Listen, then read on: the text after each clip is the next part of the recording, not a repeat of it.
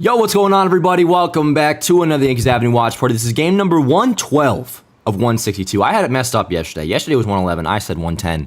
But it is so good to see everybody. Good afternoon. For me, it's kind of on, good morning vibes. I did just wake up about half an hour ago, so ignore my, somewhat bedhead that I got. But don't get me wrong. It is a pleasure to be joined by you guys today in the chat. We'll, of course, be seeing what you guys have to say in just a little bit, as first pitch is pretty close. We are starting up here with just about 15 minutes to go before we get going, which means we kind of got to get into our pregame quite quickly, especially because I have to, we're going to run a few sound bites from Aaron Boone, Gleyber Torres, and Aaron Judge last night about his, the whole lack of hustle situation, him not busting out of the box on a ball he thought was gone down the left field line.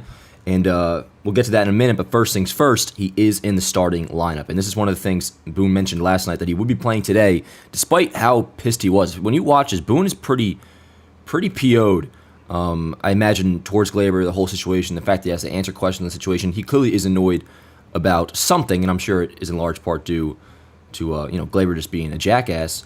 But he is back in the lineup tonight, and he thinks learning moment, better not happen again. And with that, he's back and batting fifth. No Giancarlo Stanton as they continue to ease him back into being 100%. With that, Trent Grisham playing center, Judge will DH. Otherwise, all pretty similar to what we've been seeing.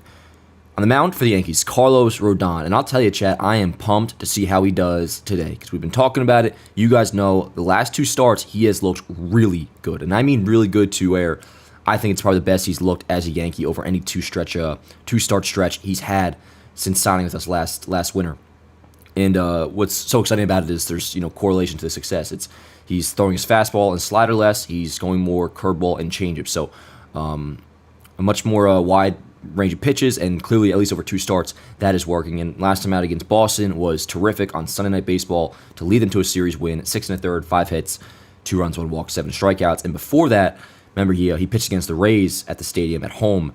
That's redundant, during the daytime, and he was lights out then too. So really excited to see what Rodon gives us today with his new pitch mix and him just overall pitching better lately. And on the bump for the Blue Jays will be Jose Barrios, who of course we've faced plenty of times. I'm sure even a couple times this year. Didn't honestly have enough time to check, but he's having a solid year. I mean, strikeouts I feel like he used to be much more of a strikeout guy. I'll have to check on that. But overall, I mean, it's fine. 3.93 ERA in 22 starts, winning record.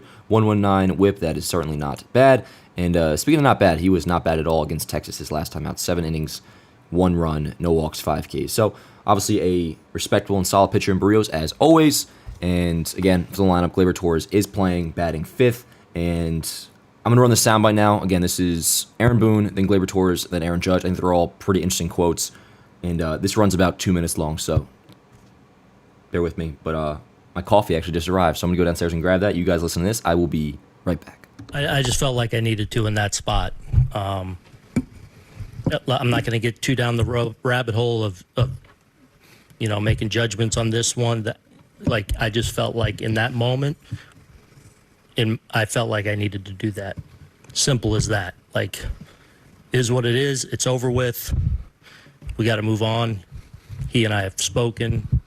And hopefully this is a great learning moment for all of us. What made you so heated about that moment in particular? I just was. I just felt like it in that moment. That was the right thing to do. And and now it's time to move on from it. We had video of you having a conversation with him after he came back from playing defense there in that third inning. Did he try to plead his case in that situation? Explain why? Yeah, I think he wanted to stay in, but I'm going to leave that between he and I. And the reality is, as simple as I felt like it was what I needed to do in the moment, and he and I have spoken about it, and we're going to move on from it. Yeah, he don't like the way I didn't run in that moment to second base. I think he did the right thing, especially in the moment, and I take it. It seemed like you were kind of trying to plead your case a little bit. Did you agree with the decision? Yeah, I always agree. As a professional, you have to take the consequence. I have to get better, and I feel really sorry for whatever I do tonight, especially for the fans and also for my teammates. I'm a human being. I make an error, and I feel like for whatever I do tonight, I gonna learn a lot. You know, just wanna compete with my teammates there. Wanna play great, and do the 100% for my team. And do you feel any need to have a conversation with Gleyber? Yeah, we already talked. Would you be willing to provide any insight into that conversation? Not at all. It's in-house. Do you think pulling Gleyber sends a message to the team? Yeah, definitely. If you're not doing your job, you're gonna be out of there. So, he's made that clear to us, and definitely made it clear today. And if I know Gleyber, that's something like this ain't gonna happen again. He takes pride in his work and his craft, and he's definitely not happy about what happened. And I bet you the rest of his career, something like this ain't gonna happen again. All right, so obviously Boone, Gleyber, Judge all speaking on last night's incident, which indisputably can't happen again. It's unacceptable by Gleyber Torres. We addressed that then, talked about it all night long. I don't think anybody would debate that. But I just realized my thing says August 2nd and not August 3rd.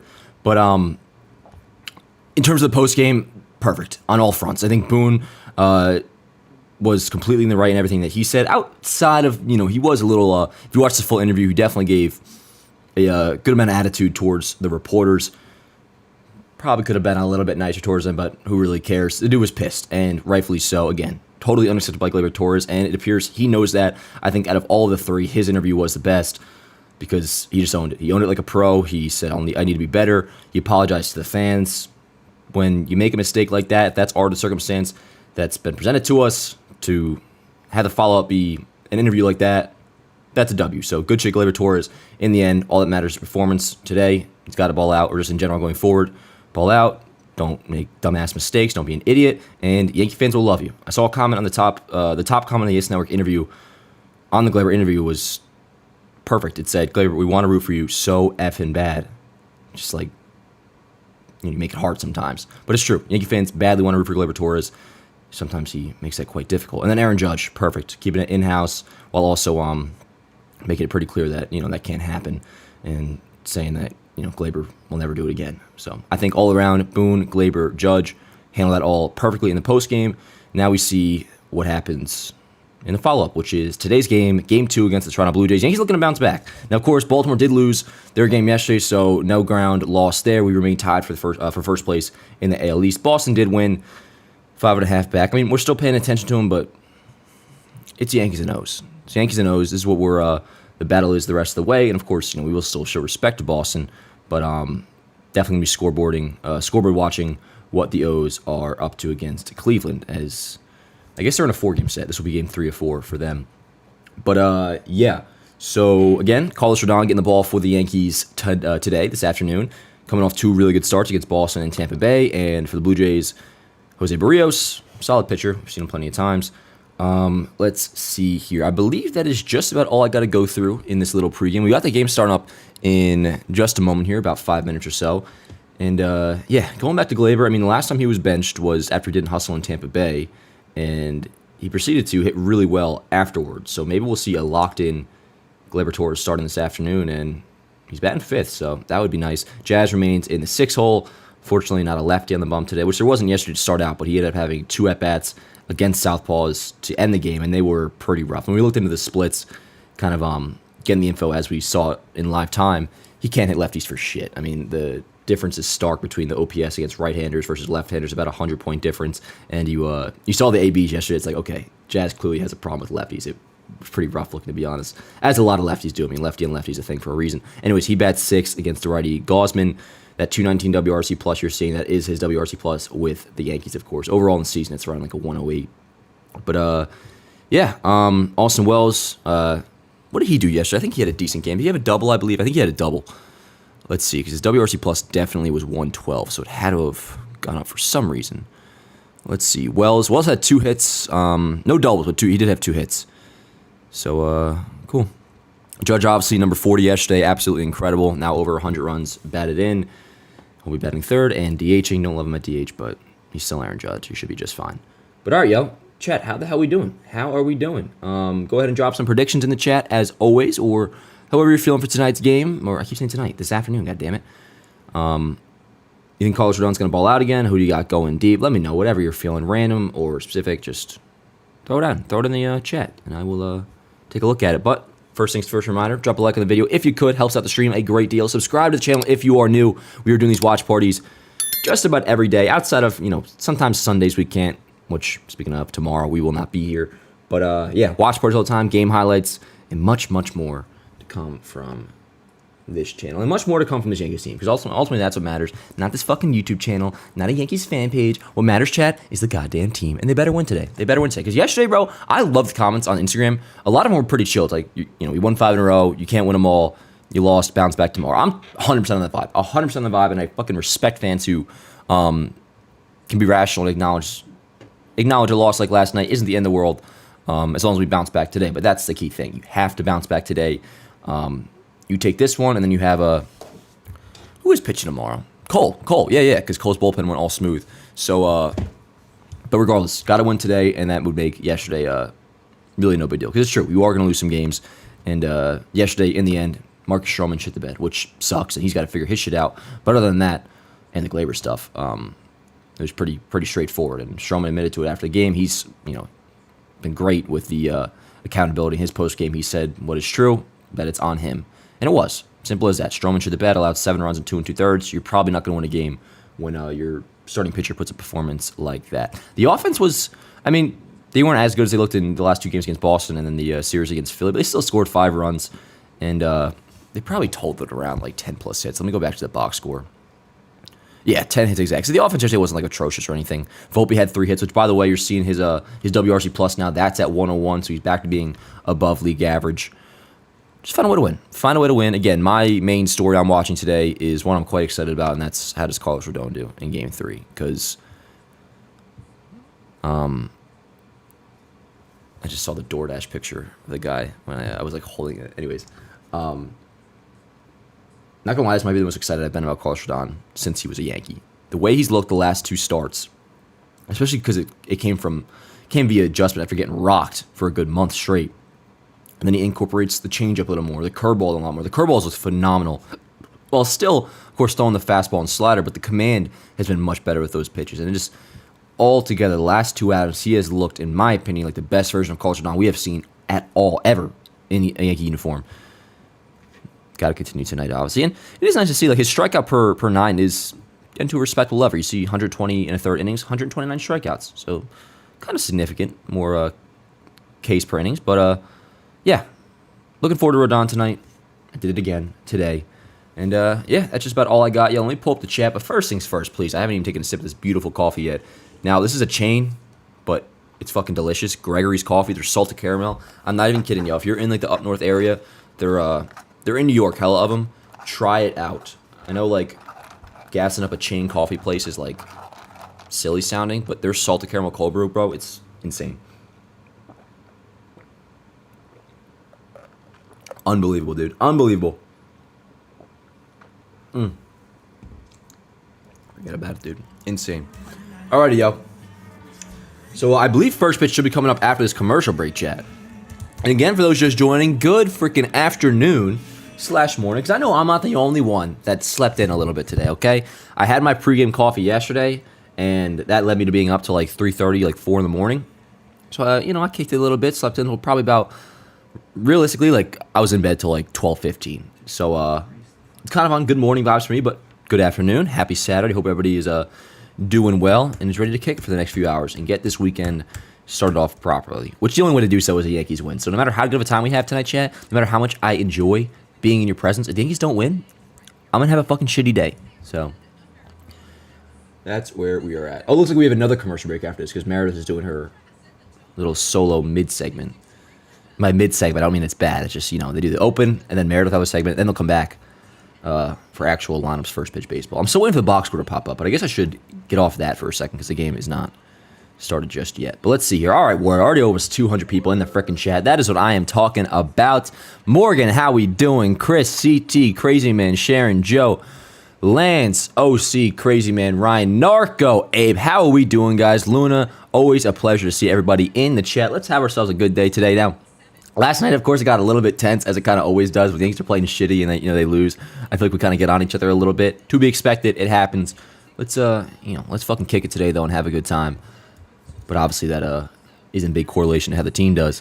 But yeah, we're vibing. No, we're chilling today, chat. I can already tell. It is good to see everybody. Matt's watching from work. Okay, what do you do, Matt? Where are you watching from work? We don't get too specific with it, but you in an office? Are you working at a Christopher's WRC Plus? Yeah. So again, Jazz's WRC Plus is with the Yankees. The 219 you're seeing is his Yankee WRC Plus. Overall in the year, it's with the Marlins too. It's right around like a 109, 108, 109.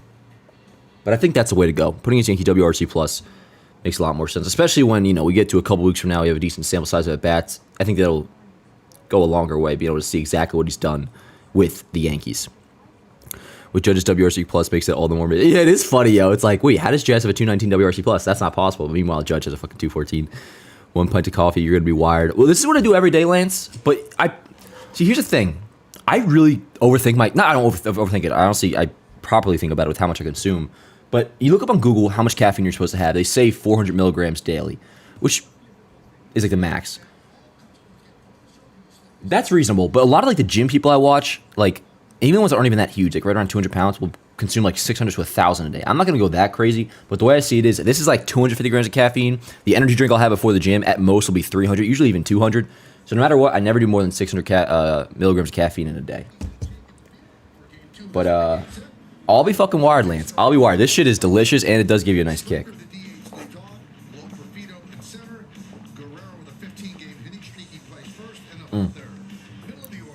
Alright, yo, here we go. Shit, let me get my screen recordings going. Goddamn. Alright, I'm going to get the box score up in just a little bit. And by just a little bit, I mean in like 3 seconds. Let's go, Rodon. Yeah, so, talked about it a lot already. Rodon on the bump for the Yankees. Hoping to continue pitching well as he has been the last couple outings. And I kind of just feel like simple as that. Coming off of yesterday with Stroman shit in the bed. Tonight's game. I keep saying tonight. What am I doing? Today's game. Today's game, Chad. This afternoon's game. Clear cut and dry as it relies on a good Adam Carlos Rodon. If Rodon pitches well today, I feel very confident that we will win. Yep. 4-seam slider mix, which is Rodon's always been his bread and butter. Jesus Christ. Bread and butter. Season low usage of it last couple times out. Hey, then I think Gleyber's going to have a big day. I don't hate that prediction, Yankee Joe. I don't hate that prediction because remember last time he got benched against Tampa Bay, which is hilarious. He was only like, I don't know, maybe a little over a month ago. He took off after that. Maybe about 2 months ago now. He went on a nice little run. Because locked in Gleyber is good. When Gleyber's on his game, bro, I mean, I always say it, like, while I'm so nervous about him going to the playoffs, if you were to tell me with a crystal ball, like, you're going to get the best version of Gleyber Torres, like, good Gleyber Torres, all right, word. When Gleyber's good, he's fucking good. It just seems, few and far between these days. But I'm with you, dude. I'm with you. I like the call. I like the call for sure. Alrighty. 1 sec, chat. Let me get the box score. Should be good to go. Yep. I also got a banana nut, like, muffin from that place. I don't know if I'm going to eat it now or later. But, all right. Here we go. I'm going to crank it up in 1 sec, chat. At least make sure I'm all situated here. So we got, George Springer leading off. 1-0 count. Alrighty. Box score's good. No, it is not. Come on, chat. What are you doing to my box score, bro? What are you doing to my freaking box score? Blue Jays are 51-59. The Yankees 65-46. Same record as the Orioles. They sit atop the American League East. There we go. It does fit quite nicely. A little like box score setup. It does. It's like a little puzzle. I like it. Just looks good. Yeah. Again, Baltimore lost yesterday, as did we. So no games lost in the AL East. We're tied. We're still tied.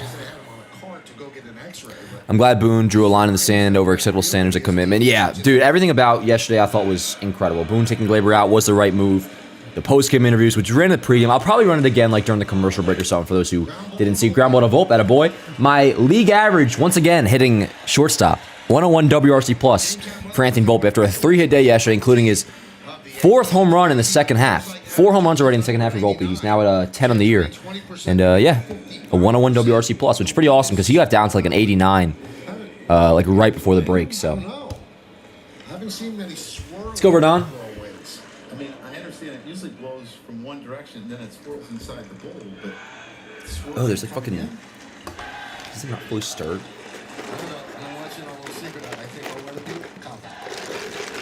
it's kind of like partly cloudy or partly sunny. 50-50 chance it's going to rain.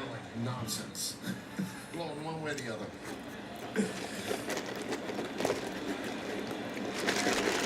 Let's go, Rodon. The 0-1. High fly ball, not deep. Nope. Oh, Grisham going back now.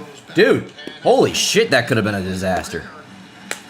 Initial misjudgment by Yeah, Grisham, but but he made it up.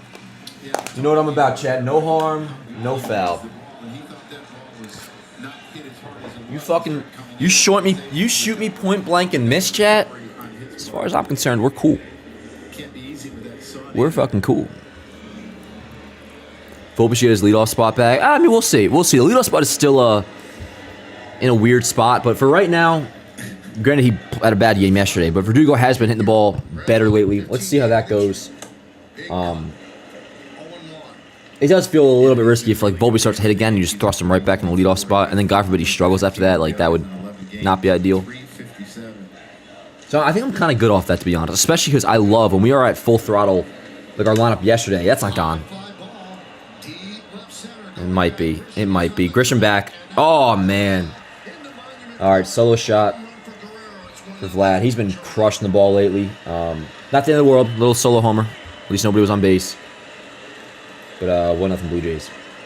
Anyways, I like Volpe. Even today, him in the 7-hole. But normally, like with the lineup we had yesterday, when Stanton's in there, him batting 9th, I think is awesome. So, but yeah, 1-0 Jays. Two fellas says, I don't know why, but I'm liking Grisham even though he cannot hit. Well, though, two fellas, you look through his stats, he has been hitting since June. He has been hitting since June. So you're not wrong for that. He's been, ever since getting everyday playing time, basically. Which I'm sure is also in part why they're really taking their time easing Stanton back in. You know, he had the second game off against Philly, now the second game off against Toronto. Obviously, the main priority is keeping Stanton healthy, making sure he's all good. But I'm sure they want to still consistently get Grisham some regular playing time. And not have it be as... Because remember, the first 2 months, like, Grisham would play, I felt like, maybe once every 2 weeks. But yeah, I'm going to pull up Grisham's stats since June. He's definitely above average, I feel like. Even where he's at right now, he's not that far. He's like in, what, yeah, 91 for Grish. Let's go, Rodon. Yeah, so we'll go to so from June 1st on. Oh my, that's actually quite impressive. Actually, wait, I think I already had that stat plugged into my shit. Because he didn't play yesterday, so this will still be up to date. Where's my Grisham page? Yes, there you go. Word, I already had it ready. I did this yesterday. Since June 1st, he's at a 120 WRC+. So he's been 20% better than a league average hitter since the start of June.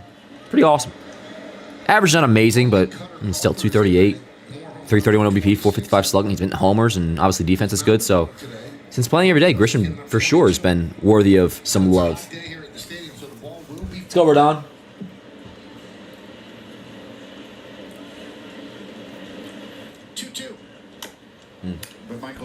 Good slider. Nelson! What up, Nell? Good to see you, man. Long time no see. Yeah, it's fuck. I haven't even been outside today, but I've heard it's hot as shit out again.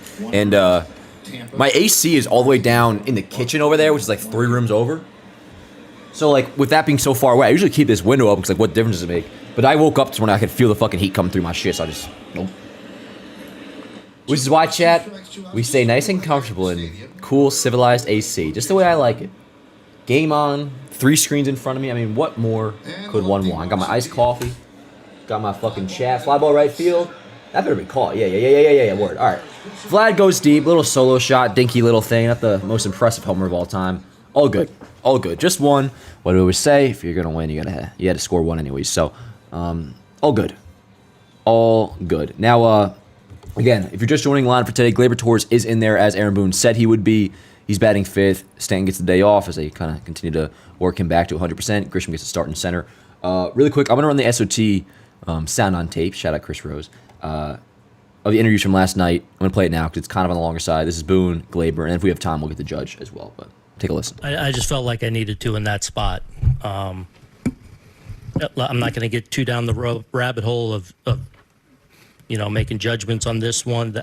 Like, I just felt like in that moment, I felt like I needed to do that. Simple as that. Like, is what it is. It's over with. We got to move on. He and I have spoken. And hopefully this is a great learning moment for all of us. What made you so heated about that moment in particular?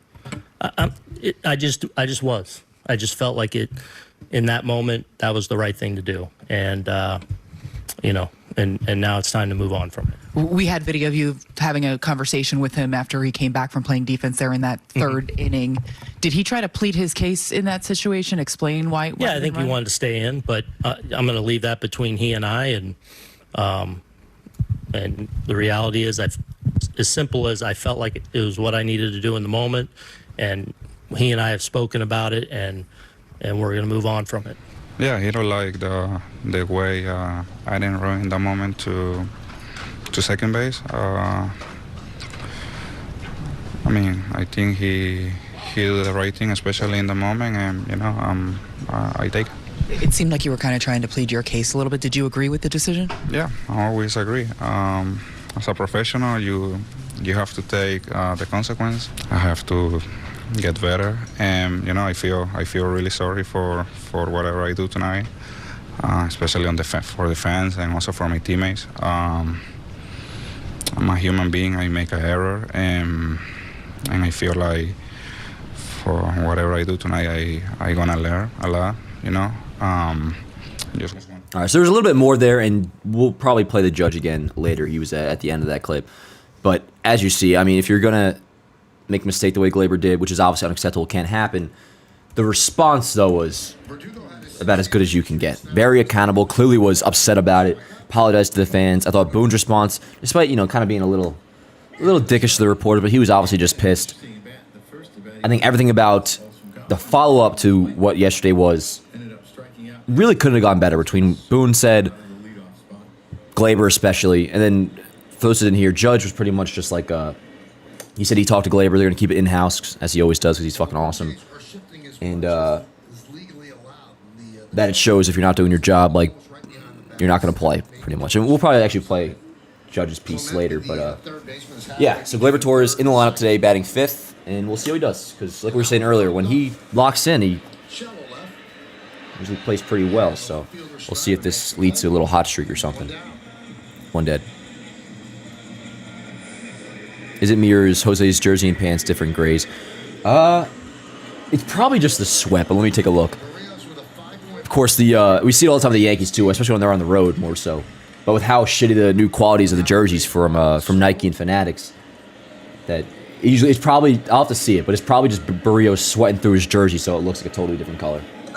Yeah, that's exactly what it is. It's ridiculous. It's absurd.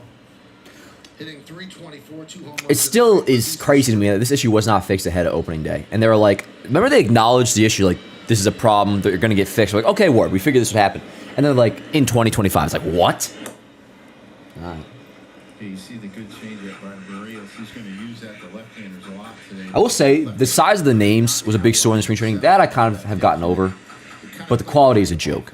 And for us, too, our road uniforms, one of the reasons why people, I feel like, weren't on board at first with the change back to the older ones, because remember that picture came out, and it looks like so cheap and such shitty quality, but it had nothing to do with the design, just because the jerseys they look like they were pieced together by a fucking bum fabric store or something. Big Dave says, physical mistakes are one thing, lack of hustle is another. Absolutely, dude. Absolutely. I am very much of the mindset of where I don't ever criticize swing mechanics. Nice. Nice. This is the way I operate. I'll never talk about swim mechanics. I will never talk about a player's like actual ability and things they were doing with like the detail to their game. Because as far as I'm concerned, bro, I was a fucking junior on JV. I have nothing about my resume gives me the right to try to tell these guys how to play baseball. But the one thing you can comment on that I know I could, in that instance, do better than Gleyber Torres or any player who's not hustling is hustle, is to play hard, is to play like every game means as much as it does, which it fucking does, especially in the pennant race that we're in right now. So 100%, 100%. Poor play is one thing, but lack of hustle, that's something anybody can do. And in any industry, any job, any situation is unacceptable. Whether you're the second base for the New York Yankees or working at fucking McDonald's. That's the way I see it. So I'm with you. Let's go, Cap. What's the record? What's the 18 record? Ah! Get out, ball! Get out! Dude, it's insane! It's insane, chat! Oh my god! It's fucking nuts! Holy shit! Holy fucking shit! Oh, look at that. My Apple Watch said loud environment. Just insane. Holy shit, chat. And just like that, we got the lead. 2-1. Homer number 41 of the year for Judge. Now 103 RBIs on August fucking 3rd. Come on, man. That shit was crushed. I gotta watch this back, because I did it the last time, too. Or not yesterday, actually. But the homer in Philadelphia, the second he connected on it, I just started freaking out and, like, looked away. I didn't even get to fully enjoy the home run. That's just fucking crazy, bro.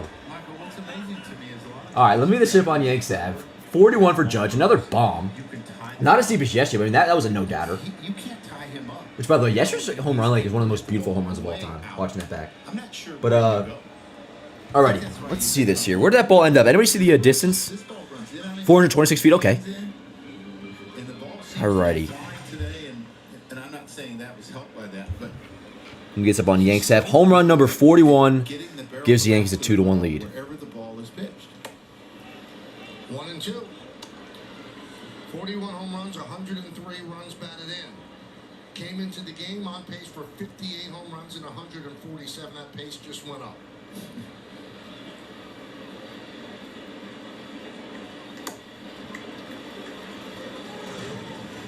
You're going to watch where this ball is. This ball, it's probably in off the plate and up. I'm putting he's the greatest right-handed hitter of all time in. Here from the overhead. Yeah, it's just on the inner edge of home plate. Pulls his hands in great. And if you watch the target by Kirk, Barrios hit the target. Yeah. It's just his barrel hit the That's target. incredible, man. He is just. And that's dangerous when he gets the barrel of the bat to the ball.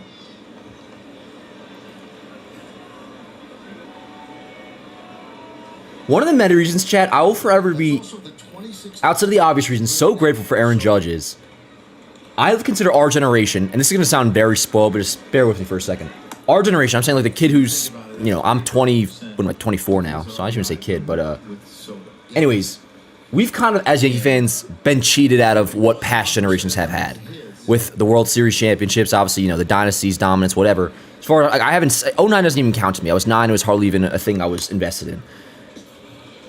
So I really do believe, like, our generation, my age of Yankee fan, has been cheated out of what past generations have had in terms of team success. But the Yankees are still special enough to be able to churn out legendary players that even while I haven't had the World Series to watch, I just so happen to be enjoying the greatest right-hand hitter of all time, who owns a home run record, who's a Yankee icon. It's classic, man. Like, you had Ruth.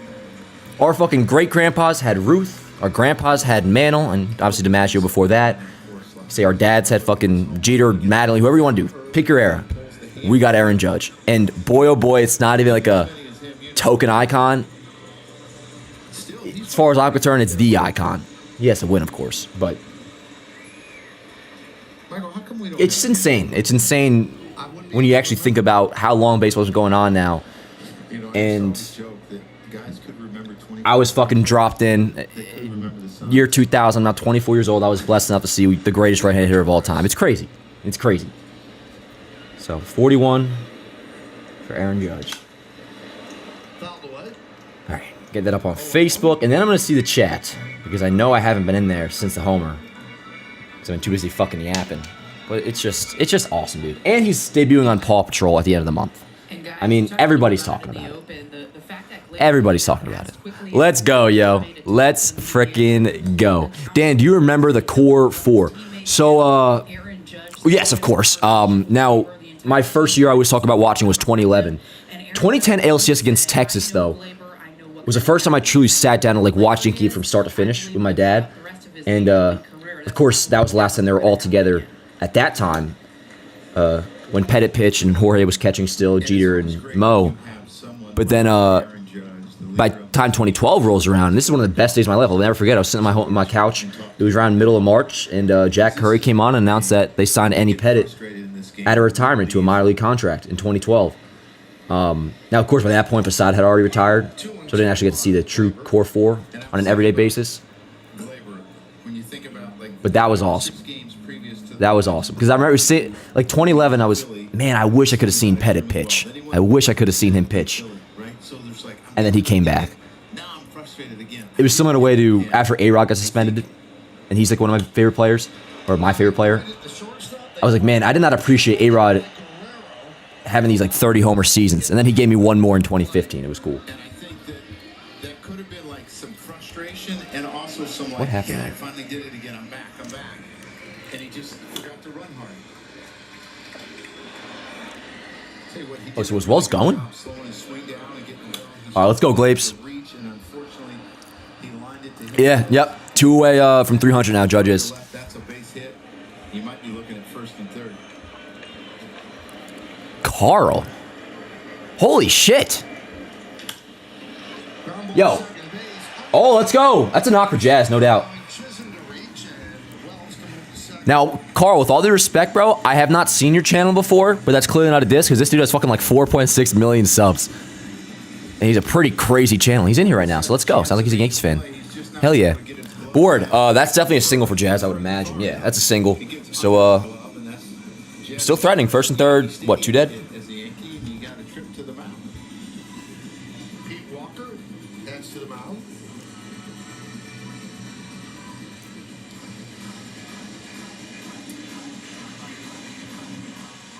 Get Spectrum One, fast and reliable internet for $49.99 a month, plus free advanced Wi-Fi and 1 free unlimited mobile line. Visit Spectrum.com today. Michael, coming into this series, the Toronto Blue Jays' defense was rated really high. They were plus 55 defensive runs saved, third. A lot of that has to do with Varsho and his 23, but also with a couple guys that are gone, Kiermaier and Kiner Falefa. So now the defense is probably going to take a little bit of a hit. So yeah, 3 hits for Volpe yesterday. Now back to being a above league average hitter, 101 WRC plus, and 4 homers in the second half. Yep. Let's go, Volt. Back to the screen. What a good start to this game, yo. What a good freaking start. You're all good. Found your Insta first. Makes following sports way easier while I'm busy. Keep it up. I appreciate you, bro. Thank you. That's awesome, dude. Hell yeah. And shit, man, you keep crushing it too, Mr. 4.5 million subs. That's awesome. Hell yeah. Let's go, Volt. 0-2. Let's see. So what was it? It was the Verdugo pop out and then the Good framer over his career. Gleyber line out. Austin Wells, he's plus 6. 2 dead. And you look at Kirk, he's plus 5, just right behind him.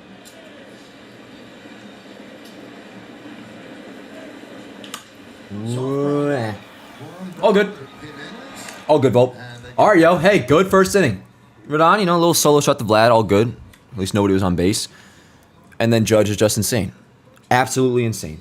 2-1 Yankees lead. Number 41, and now just 2 homers away from 300.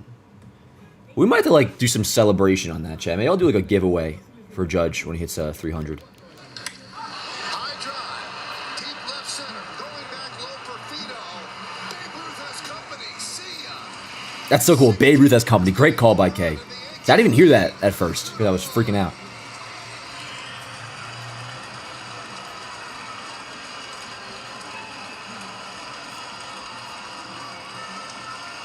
Crazy, man.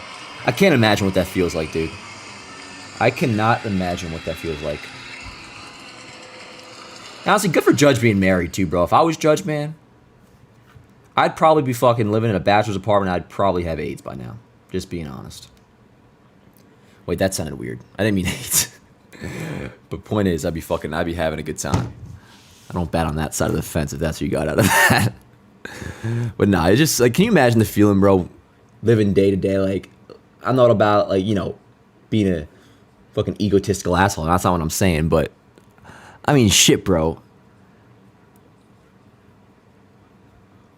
Like, you know how they always make the joke about you turn on a certain song, you look out the window, it feels like you're in a movie? I feel like everything you do, even just picking up a fucking cup of coffee in the morning, if you're Aaron Judge, like, I can't imagine just how badass you must feel. Because is there ever a second where it slipped your head like, yeah, I have fucking 41 home runs right now. I already broke the AL home run record a couple years ago. I'm probably going to break it again. I'm a Yankees legend. Like, everybody knew. Like, yesterday I was walking around fucking town, dude. And this isn't a big story at all. Obviously, Judge is very popular. But I had, like, a couple people, you know, just walking by and they see a Yankee jersey and, like, you got Judge in the back? I'm like, hell yeah. He's a fucking icon. I just can't imagine how cool that must be. That was like a joke, but I didn't mean to say AIDS. Because that implies something else. Damn, that guy is Mr. Beast's friend. Really? Well, that's sick. Fuck yeah. Oh, that's badass. Hell yeah. That's cool. This demo of the chat has been revealed. Dan, what do you say you get coffee from? This, Luna, is this is Gregory's coffee. Anytime I'm in Hoboken, I get it. And for the first year, I thought it was a fucking nice, like, local spot, as I thought Qdoba was. Obviously, that's a chain. I remember when I first moved to Hoboken a couple years ago. One of the questions people would always ask is like, oh, like, what kind of food you got over there? Because, you know, it's living in the city and coming from. Anyways, I was like, oh yeah, it's good. Like, one of my favorite spots is this local Mexican spot called Qdoba. I remember telling my boy Rob about it. He's like, Dan, are you fucking for real? Qdoba is basically Chipotle. But I never had it before. Qdoba's fucking good. I'd take Qdoba over Chipotle, to be honest. Especially now that I got the email this morning. I don't understand it for the life of me why businesses in general do this. They're all guilty. McDonald's has done it, Burger King, Wendy's. But El Pastor, huge hit. Huge hit in Chipotle is really the only reason I go there. I don't go there unless there's El Pastor, which there has been for the last 6 months. They brought it back. And now they're taking it away. So I'm not saying this to be a fucking, like, petty dickhead, as Jazz makes a nice catch, one dead. I don't now have an inclination or a reason really to go to Chipotle because they're taking rid of El Pastor. I never understood that. I don't get it with McDonald's why they take the McRib away, which I don't even like, but if everybody loves it so much, why would you only have it for a few months out of the year? Burger King with their I remember they took frozen Cokes away in the middle of the summer one time, which was, it was like September and it was hot as shit and they didn't have frozen Cokes because it was a limited time thing. Whack. Spicy nugs, McDonald's will put them out there, take them back. I don't get it, Chad. I don't get it. Same with their little $5 meal they came out with, which is a fine deal, whatever. That's probably gone now too. They're like for a limited time only. Like, why? Why? They probably, dude, if they fucking could, they would make the fucking McDouble limited time only. It's ridiculous. In the month of September, but not so much anymore with the more balanced schedule. And this Chipotle email literally said it. I think it said something like bad news. El Pastor's going away. It's like, well, why are we getting fucking bad news? Just keep the El Pastor. Do the spices go away for this season or something? It's annoying. Ground ball left side, Jazz. What do we got? Nice. He's looking smooth, baby. Let's go. Dude, really good. Really, really good. Every throw has been right to the chest from Jazz at third base. And I'll tell you, man, obviously this has everything to do with A-Rod. Everything to do with A-Rod. I'm not going to pretend it doesn't. 13 just works at third base. Do you guys agree? 13 just freaking works. What number did Brocious wear? 18? Up on him a little bit. He made a nice strong throw across the diamond. Reading that baseball is so important for infielders and keeping your feet moving. What number did Scott Brocious wear, Chad? You think is coming. You're going to watch Chaz. You're going to see him kind of start to come in. He didn't wear 13. I think he wore 18. Yeah. He wore 18. He didn't want to get the in-between hop. Really a nice play.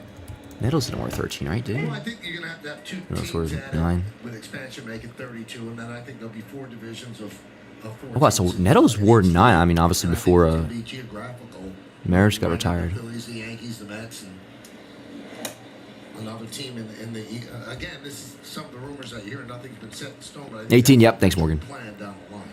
Yeah, and I think El Pastor's banging. Whoa, what did I miss? Dan has AIDS.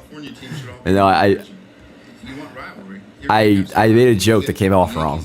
But I hope the sentiment of it got across. That's going to be some kind of run. That Aaron Judge, for being as bad as he is, lives an incredibly humble life.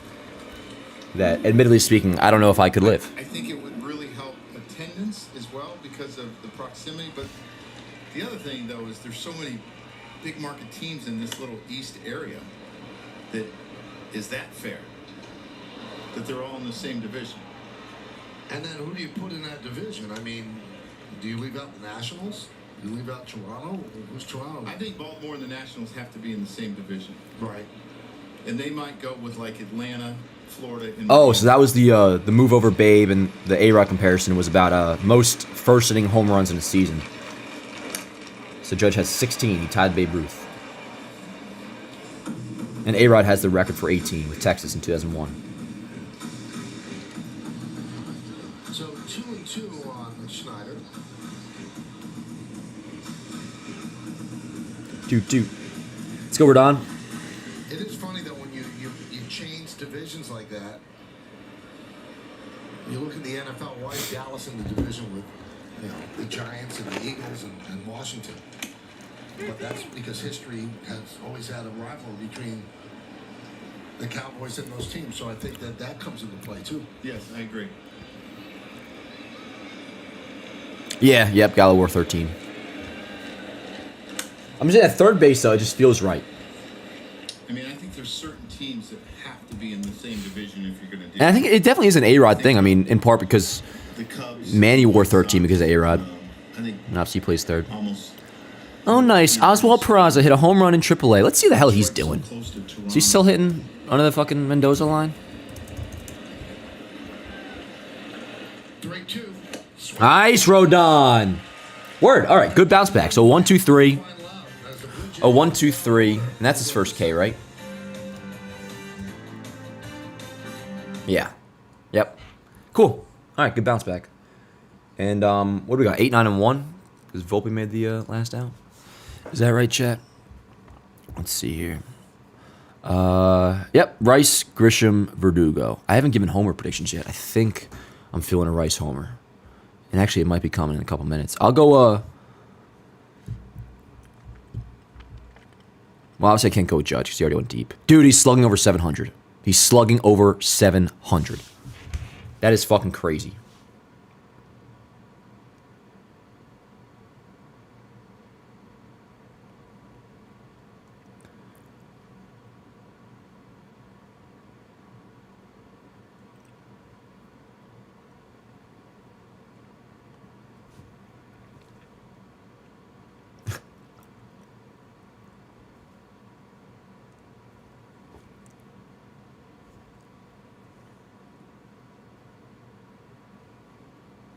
Yeah, Phillies lost again yesterday. They lost 8 of their last 10. That's crazy. Oh, Jack Flaherty's made his Dodger debut today.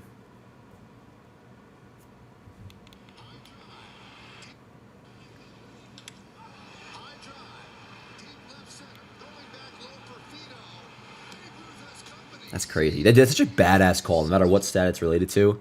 Judge homer, and then the first line after it clears the wall is Babe Ruth has company. I mean, that's just awesome. That's awesome.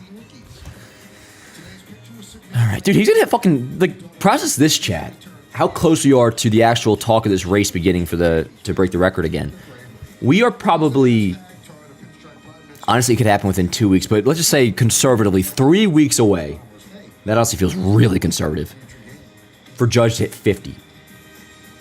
I mean, let's be real, chat. There is almost no doubt, knock on wood, that he will have 50 before the end of August. I feel like he might have 50 by the fucking 15th. So we're very close to this becoming, which obviously already is, but the tangibleization, as they say, of it becoming like officially real. That that's safe. Give him a knock. Probably not, but good hustle, Rice. Great hustle.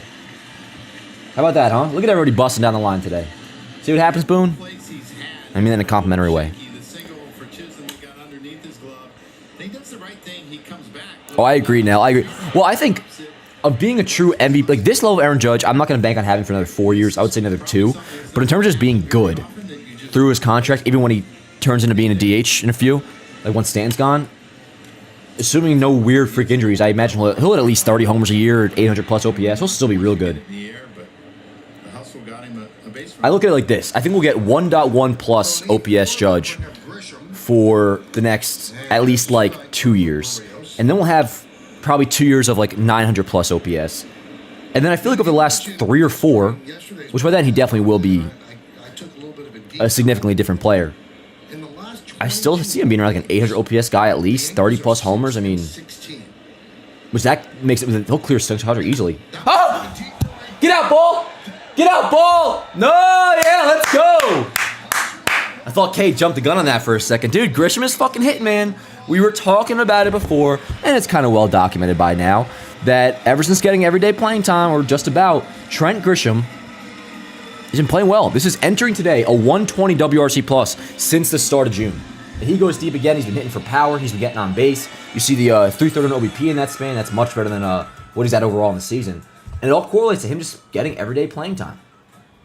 And again, I think the main reason being they want to ease Stanton back in, but they also want to make sure Grisham still sees somewhat consistent at bats because he's been good, man. He really, really has.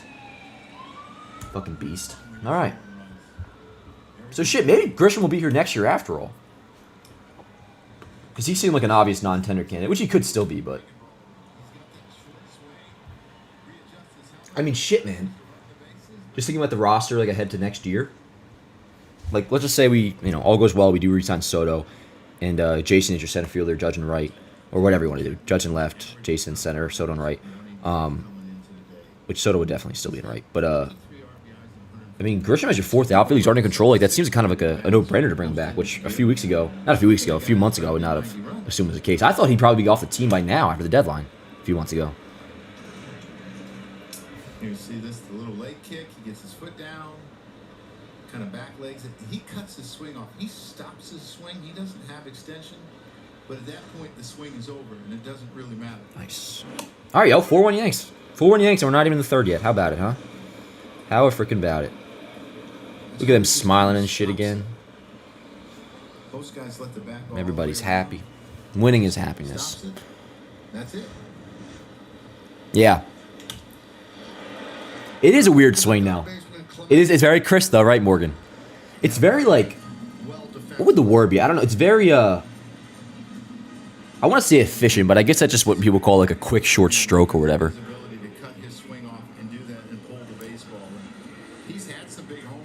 God, what was it? There's like a word I'm thinking of. It's cool. Like such a fucking slash right as well, just like it's cool. Which is really struggled, and you don't get the high leverage guys. You get the lower leverage guys.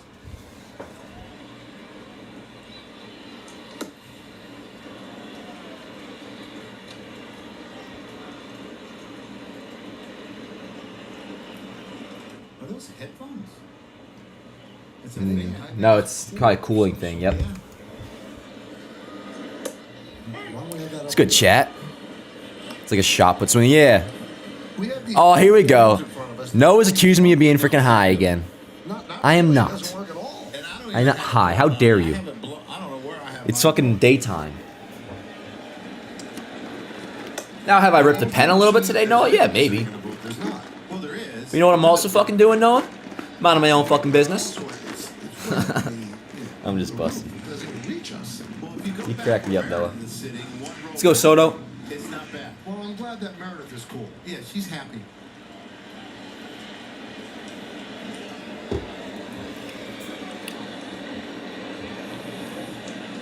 Ooh, too dead. Soto down on strikes. Funky swing. Bath salts? No, but you know what? I was actually thinking about getting smelling salts for the gym. Now that I'm not in Planet anymore, because if you do smelling salts in Planet Fitness, that's the most try-hard shit ever. I feel like I just would feel weird doing that. Elmio, what blue? Wait, what did the umpire do? Was there a bad pitch before that, Nelson? I must have missed it.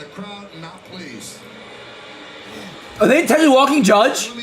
Whoa! I mean, you can't blame him. Wow.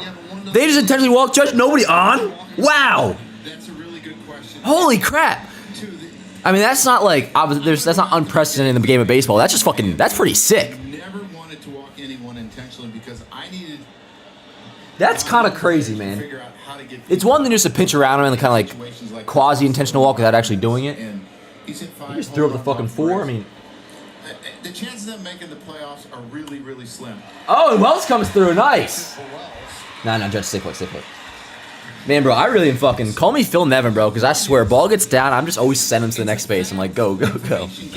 Jesus Christ. That's crazy. With nobody on, dude.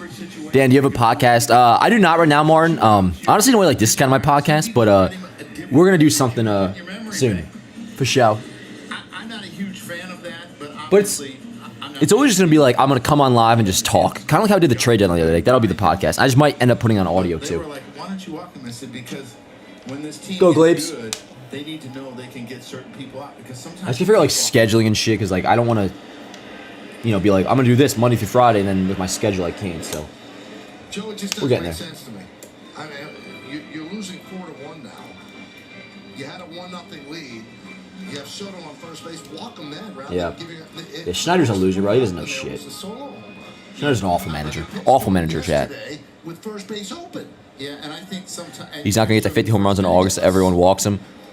Yeah, but Joseph, dude, like unless we start to really see a turnaround now, and some managers we do see treat Judge the way he should be treated. But even remember like 2022, while they were pitching around him more, he still was getting a decent amount of pitches to hit, and it was surprising then, and it's surprising now, and they still pitch to him. But maybe that starts to change. I don't know. runners in scoring position. That just, for whatever reason, that's He's hitting 60 again. It's a question of is he gonna break the record? But Aaron Judge Is he gonna hit 63? Leaves the on deck circle. Right, and yesterday's game in the first inning, Soto doubled. So Aaron Judge, it's crazy.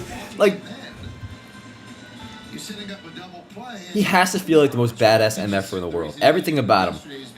Yankees, pinstripes, 99, the name, Aaron Judge. Historical home run hitter, one of the greatest hitters of all time.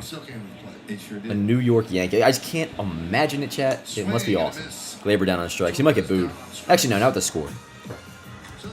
I will say, Yes has to stop. And right there, it may not have been a big deal because he may not have gotten booed down 4-1. I cannot stand when Yes instantly blasts the music after like a batter gets out or something. Because sometimes it seems like they're really trying to like cover up boos from time to time. Not all the time. But it was a very quick music play, and I feel like they had that in mind. It was a small complaint. What's good, D?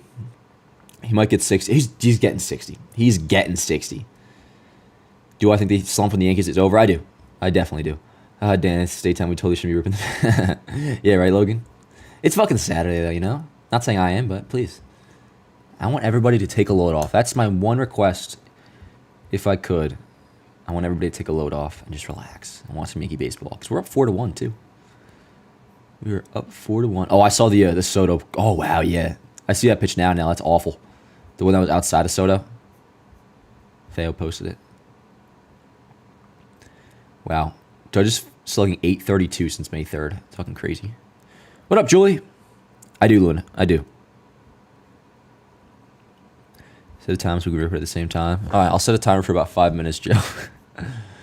Let's see. When did those fucking dirty Orioles play? Oh, they're the Fox game tonight, 7:15.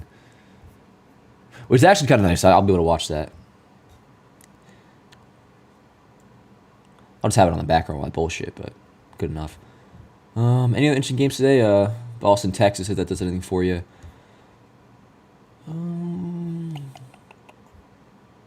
Oh, the Mets are on the West Coast. And Phillies. Phillies are at Seattle, and Mets are in Anaheim. Actually, a nice little slate of baseball today, so we get to watch this game. And then we have the Orioles at 7:15 and the Mets at 9:38. That's kind of that's like my rotation. It's like Yankees, Orioles, and then I will keep tabs on the Mets. What's up, Ronald? How we doing, yo? Here's some of the Dodgers division lead is down to 4 years. Oh yeah, Morgan. Yep. We did a topic the other day on the Padres and the Diamondbacks too. To be fair, I mean they're right next to the Padres. I think they're like a game behind them. But it's a race again. And very suddenly, we've had two topics like that where it's Wednesday we were talking about did we like call the NL West too soon? It's actually a race. And then Friday we're like, did we call the NL East too soon too with the way the Phillies are playing? But I think the Phillies definitely don't have too much to worry about. But Braves are just 5 back. The Mets are just 7 back of the Phillies now. Bro, if I'm a fucking Mets fan or Braves or whatever, like I'm going for the division. And yo, excuse me, the D-backs are actually ahead of the Padres. They're 4 back of the Dodgers. Padres are 4.5 back. He was hit 15 times. Let's go, Rodon. That's a lot. Mm-hmm. He's not on top of the plate. I'm in my 20s and I don't remember Bonds. Yeah, I mean that makes sense, Joe. I don't know. Are you like deep in your 20s? Because his last year was 07. But he was still nuts in. Like, you look at Bonds' last year, I think he was like 42 years old, too. He still had like a fucking near 900 OPS, I think. Maybe he was even higher. Winfrey Castillo says, yo, Dan, ready for LA to come? The Angels, yeah. Oh, yeah. Oh, yeah. The whole schedule in August I'm ready for. Again, we play one team over 500 in August, and that is the Cleveland Guardians. Not counting like the last day of the month, which we start a series against. Forget who, but... Ethan the Super Chat says, Grish better than Doogie last 2 months ago. Yanks said, no doubt. No doubt, Ethan. Which is why we were talking about when he was really struggling for Verdugo. We'll see if he's out of it. I mean, he had a bad game yesterday and 0 for 1 today, but let's just say Jason's like, put Jason aside for a second. Because also a few weeks ago, we weren't sure he was going to be coming back as soon as he had. But if it comes down to Verdugo and Grisham for the playoffs, like say the playoffs start tomorrow, like I would give Grisham the nod over Verdugo. There's no doubt in my mind. But Verdugo hasn't hit the ball better lately. And we have Jason, so we'll see. But yeah, no, definitely. Hey, D with the Super Chat. Appreciate you, D. 1 second. Buy yourself a pack of Diet Dr. Pepper on my behalf. Let's get another series win. You're the best, D. And I will. You know what? Maybe I'll actually get Dr. Pepper, too.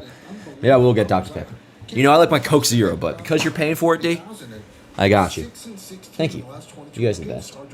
3-2 from Rodon. Nice! Let's go. Second K of the day. 96 by Jimenez. Good shit, Rodon. Not gonna lie, that sweep against the Phillies was top tier. Yeah, Winfrey. Yep. Yep. And the way they finished that sweep and winning in extras when it really kind of felt like that was a game they're going to end up losing, which would have sucked. Was that the final game or was that game 2? Whatever it was. The last 5 games they played on that road trip was really good baseball. Outside of just the wins, like almost everything about them was really encouraging.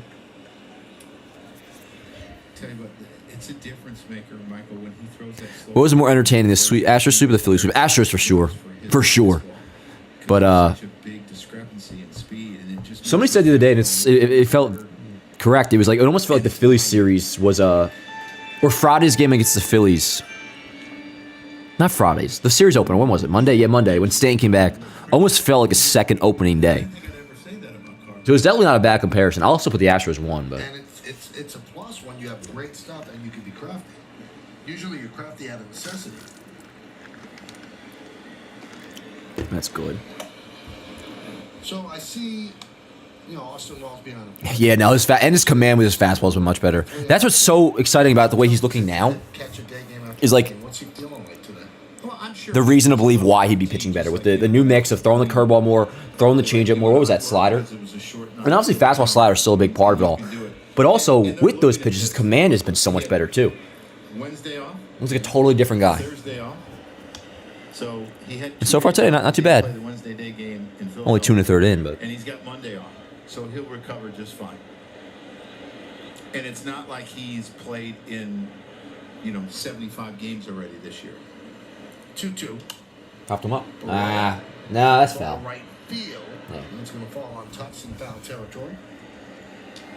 There's something about you. Rodon's body language has looked much better too. I mean, Rodon's just a fucking dog, man.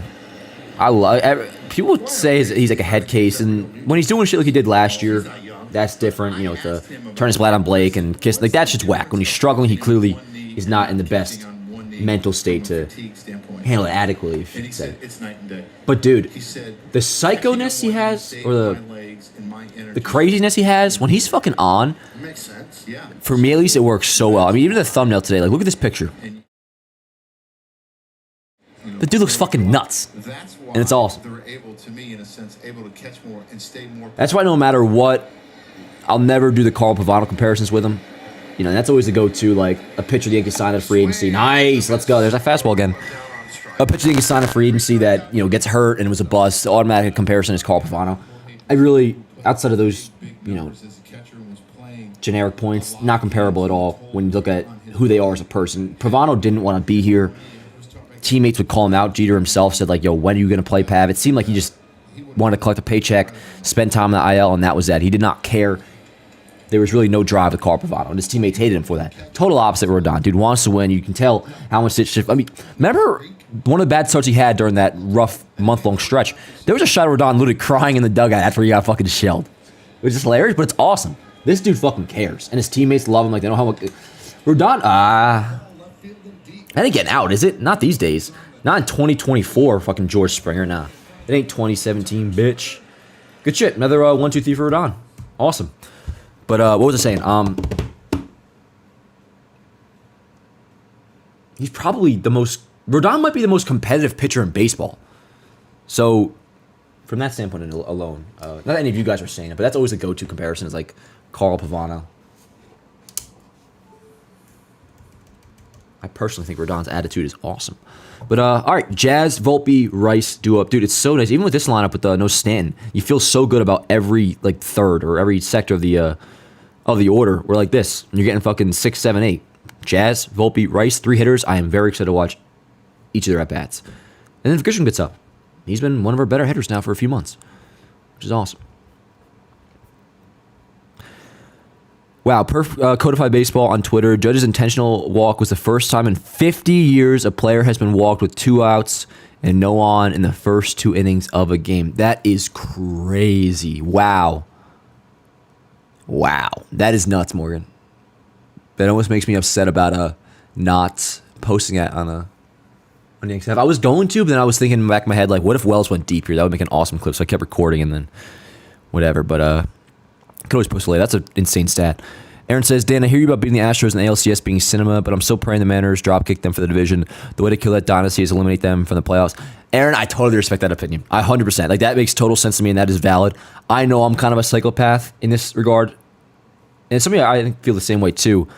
But, yeah, I won't go to the whole spiel again. But the way I feel is, well, obviously the closing we need to the Aaron Judge era, or like it won't feel complete until he gets a World Series. He needs that on his mantle. No doubt about it. I think the proper conclusion to this story is, en route to winning that World Series, is he finally gets through Houston. That's the way I see the story ending. Yankees, Astros, that's the end. Finally get past them in the playoffs. I want to face them in the LCS, as I do every year. I mean, shit, bro, next year it'll be 10 years of this all going down with the, a lot of people say the 2015 wildcard game as like the start of the Yankees-Astros. More so it was 2017, but technically, you know, they bounced us in the 15 wildcard game, which I was there in the stadium. And that will be 10 years ago next year. Nuts. Let's go, Jazz. Smooth Jazz with a picture of him, and he was making sure each and every one of his teammates got one of them. I asked him if he liked the shirt, smiled, said, of course I like the shirt. I also asked him about his salute to the bleacher creatures the other day, the fadeaway jumper, and he said, everyone knows I'm a big Kobe fan, and if I get a hold of one, and I know it's going out, no questions asked, watch for that when I round first base. I'll have to let Travis Chapman know that. Oh, wow, he's gonna do that when he rounds first.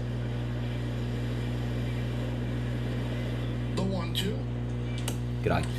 You know, that's interesting. Our producer, Troy Benjamin, said his favorite player was Dave Winfield. Gal told me that Troy said he was his favorite player. And Well, I mean, Troy's just lying to Paul. That was Jeter's favorite player. Stuff he needs him to do. Yeah. Right side, long run. I didn't catch that. Come on, give me a break. Give me a fucking break, chat. See, Dan, speaking of Grisham, the Yanks have him under contract for next year. Also, he could be a good for. Yeah, we were just talking about AJ. Yep. Which is, yeah, the reason we brought it up is because a few months ago, we kind of assumed that, one, he wouldn't be here next year. They would non-tender him. I thought he probably wouldn't be here after the trade deadline, but now all of a sudden, he's like the perfect fourth outfielder, really. So, yeah, yep. I think he's back. I'm all for that. You can't talk anything about Winfield. He loves him. His friends actually got him a cameo of Winfield wishing a happy birthday. That's funny. Really? Yeah. Let's go, Jazz. Jazz broke his bat there. I think he should have went and got Aaron Judge's bat. Stretching my neck, don't mind me. Led to a home run off Garrett Stuff, who pitched again last night. I mean, they Good got eye. his usage.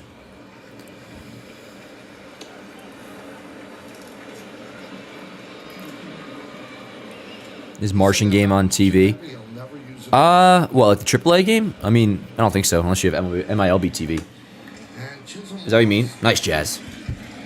Lead off walk, good shit. Yeah, where? I want to see him steal. Yeah, he's got 23 stolen bases, Michael. Me too, Michael. When you look at his base base running value. It's top 2% in the league. So this is an element that he brings that I think the Yankees really need. And there's the home run. Have you seen the White Sox record there on it? Yeah, 18-game losing streak right now, generationally bad. They might, and their manager said it to him. It was a whole story. How, I guess their manager said to the team, that could get out ball. No. Get back, Jazz. I guess the White Sox manager tried to use it to hype up the team and saying, yo, like, you're on your way to being the worst team of all time. Are you going to let that happen? And it apparently pissed off a lot of the veterans. Hey, chat, you know who has the best run differential in all of baseball? By quite a decent margin. So only one team in baseball has a run differential over plus 100. And it's the Yankees with plus 115. The next best is the Phillies at plus 94. Pretty cool. Yeah. I tweeted out a slash on before, Narco. It's incredible. Look at it. 320, 451, 703. It is August 3rd. Ethan F said Martian led off the game with 100. Oh, nice. Yeah, I mean, I don't think the game's like broadcasted on. No, it's definitely not. If you have MILB TV, you'll be able to watch it, I'm sure.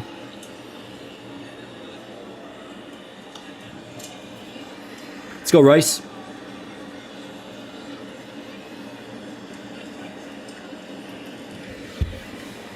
Oh, Jazz got two of them oven mitts on. Nope. Another strike.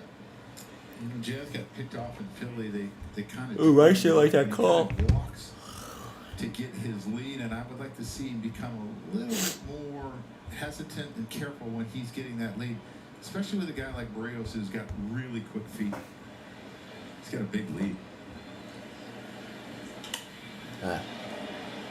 Popped up on the left side, Clement and foul territory. Oh, shit, I thought it was out of play. 2 outs.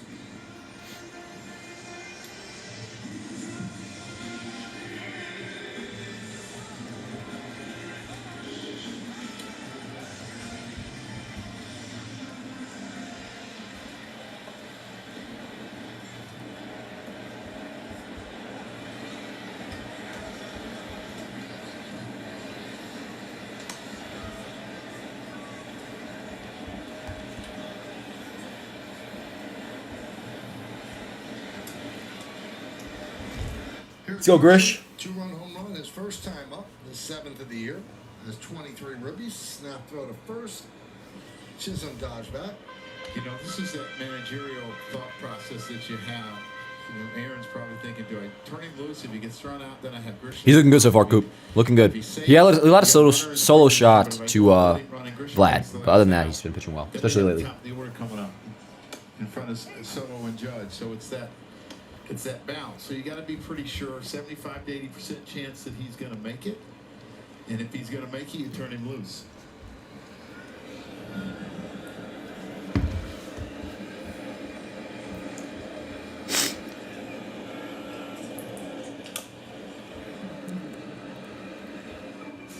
Let's take a look at Grisham's home run on StatCast 3D by Google Cloud. 102.6 off the bat, just a foot under 400 feet.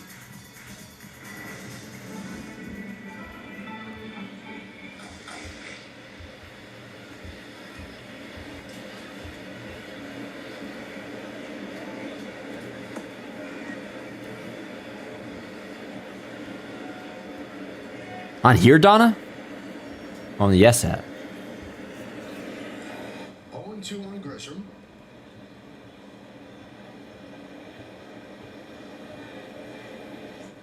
Ah.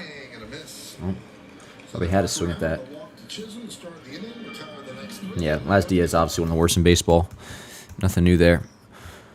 Alright, one sec. I answer these fucking bullshit ass emails. Who the fuck's sending me emails on a Saturday afternoon, bro, while the Yankees are playing? Were you raised in a fucking barn? Yeah, no, last is fucking terrible. Fanatics Fest. Is anybody going to Fanatics Fest by any chance?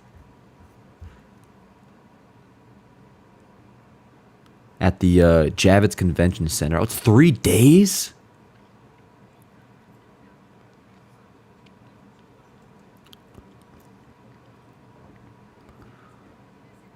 Dude didn't even tell me the date. Oh, Nell, I got a +1 if you want to come. I don't know when this shit is. I will consider it, chat. I will consider it. Dan, you should try the elevated bomb cards part of that. I just go to the dispensary, bro. I'm not sure if they if that's like a brand that dispensaries have. I heard Travis Scott's to be there. No way, Foxy, for real. On the SF. Oh, I got you, Donna. Donna, have you ever seen Suits before? It's this TV show. There's a pretty badass character named Donna that every time I see you in here, it reminds me of that. Or you remind me of her. Because your name. Okie dokie. Artichoke. Alrighty. Oh, dude, these fucking shorts. Not to be like TMI or nothing, but they like just fucking ride up so much that they just give me a wedgie every time I sit down. And I normally wouldn't wear them, but as you guys know, and this was a case like a week ago, I'm like all out of laundry, and I don't do my own laundry. I'm capable. I can if I wanted to, but I go home anyways once, maybe every week and a half or so, once a week maybe. And my parents do my laundry when I do visit home. Well, my dad does, actually. Dan Works Sr., he's a fucking beast. And he's doing an oil change tomorrow as well. Don't know what I do without him. Let's go, Rodon.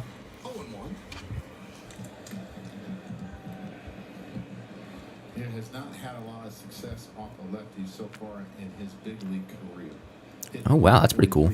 You're going to hell, Dan. Please repent from the devil's lettuce. And I love the fact that they're playing him every day because you got to find out what he is moving forward. Honestly, I think you're right, Jason. I think you're right. I'm not even going to deny that. You're right. I'm going to fucking hell.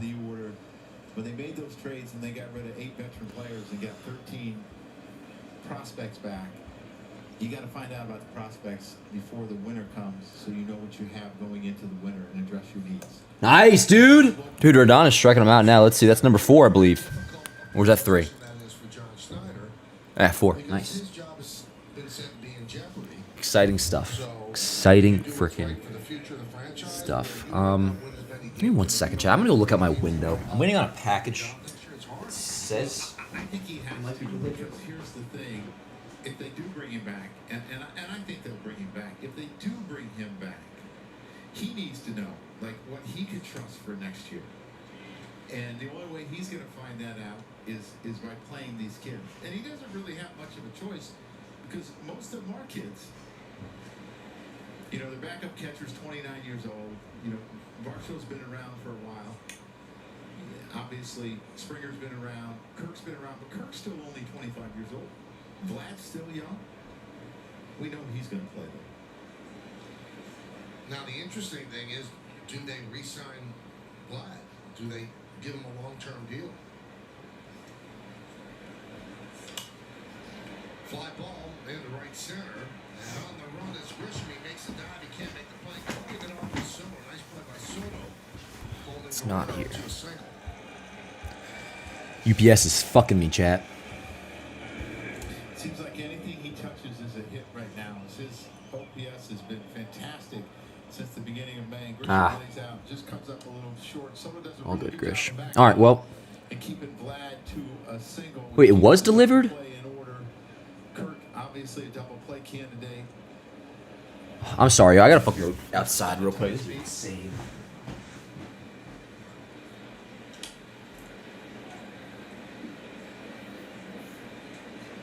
But you were talking about Vlad. I think you have to try to sign him because he is the face of the franchise and he is the middle of the order hitter and he means so much to this lineup. I think part of the reason they got off to a slow start is they had a number of hitters get off to slow starts, and Jordan Romano just wasn't the same this year, their closer. I mean, you think about Springer, what he did the first 70 games, he struggled in the month of April. They didn't get off to the start they wanted, just kind of snowballed. This was the team that made the playoffs last year, and they lost to the Twins.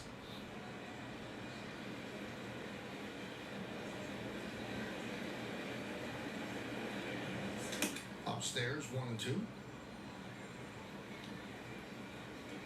Well, Guerrero has kind of hinted he'd be amenable to a contract contract extension discussion, Bichette has said that he's not.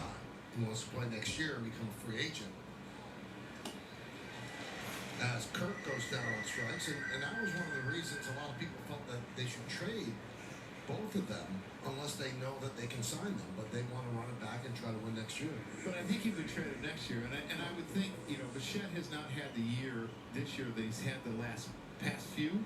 So for him, he's not in the greatest bargaining. Thank God I went down there, bro, because they just left it right outside. They didn't even ring my bell. He's not as valuable. Look at that, right on first. Look at that, chat, nice and classy. Nothing crazy, not even for tech purposes. Something just to bullshit on, watch the K show on. And, Sprucing up Rogers Center, and they kind of the vibe is depending on a cheaper piece of technology, just like, I don't want to say throw around, but not have too much, like, and they're the only game stress over it. Like, my MacBooks, I Windex them every day, I clean them every day, I make sure they're in, like, tip-top shape, take care of them very well. That is going to be a nice little entertainment device, maybe with some Yanks ad purposes at times. But, I just thought of my Apple Card, $28 a month it is. It's a pretty good deal for 12 months. 1-1. Did you ever do? I'm not getting out of my fucking chair, chat, for another 2 hours. Holy crap. I'm out of breath. I don't remember that. I am... Used to drive me crazy. No more Tim Raines was on that emails. team, and you'd throw over 7 times every time he was on. Yes, now, we will discuss. We will discuss. I gotta see what the dates are. They didn't even tell me the dates, but... Yankees were there for an exhibition series against Montreal. That's I don't think I'll be going for all 3 days, though, but I'm definitely down to check it out, because it is in New York. not a great ballpark. Let's go, Rodon. Had like the tissue for the roof. And they couldn't remove it. Well, when I was a young player in the big leagues, they couldn't. It's good, Ty. And it just kinda Bro's flex. rolled That's and acted I like- told you, Foxy, I'm financing on my credit card, bro. I assure you, I'm not fucking flexing on it. 1-2.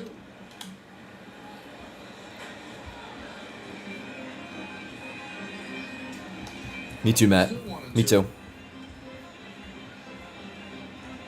They had a lot of talent up in Montreal over those years.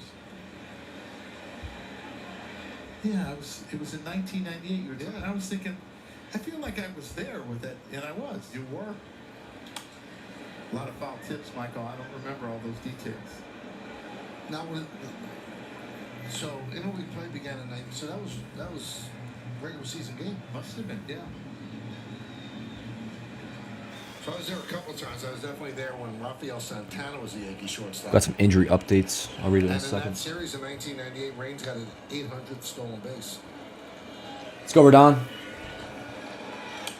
Come on. From Brian Hoke, Ian Helms going to throw high-intensity bullpen on August 6th. Still needs to face hitters in bullpen/games or BP/games. Anthony Rizzo's been swinging a bat lightly, but still has a ways to go per Aaron Boone. I don't know what that entails because he's not playing first base when he comes back. John Birdie running at approximately 80% after a July 20 PRP injection. All right, so Hamilton and Birdie, close-ish. Every day. Jesus Christ, bro. This is the longest at bat of all time. Angels, and I struck out against a guy with a knuckleball, and he wasn't playing that day. And It's probably, yeah, hot as shit. Gear on, and you see the resume of Rich Tim folks' Raines, seats are empty. Yeah, what else is new? stolen bases, two-time World Yes, Series if you could teammate. leave a like on the stream, I would He was appreciate that. laughing hysterically at me. And he had a high. I'm not gonna lie to you, Chet. You weren't wrong about the coffee, bro. I'm fucking jittery right now. I know he's one of Derek Jeter's favorite guys. She's like fucking running a mile. I was at the game last night. Judge hit the bomb right in front of me, and I'm like, yeah, we win. And then Stroh. I thought we were winning too when Judge hit that. Still though, when you watch back that home run, it might be the most beautiful Judge home run I've ever seen hit, and possibly the quickest he's ever gotten to a ball. I mean, you see how quick that stroke was. It's 2-2. insane, and so is this at bat, bro. This is a 10-pitch at bat. Take a look at Raines' 800th stolen base.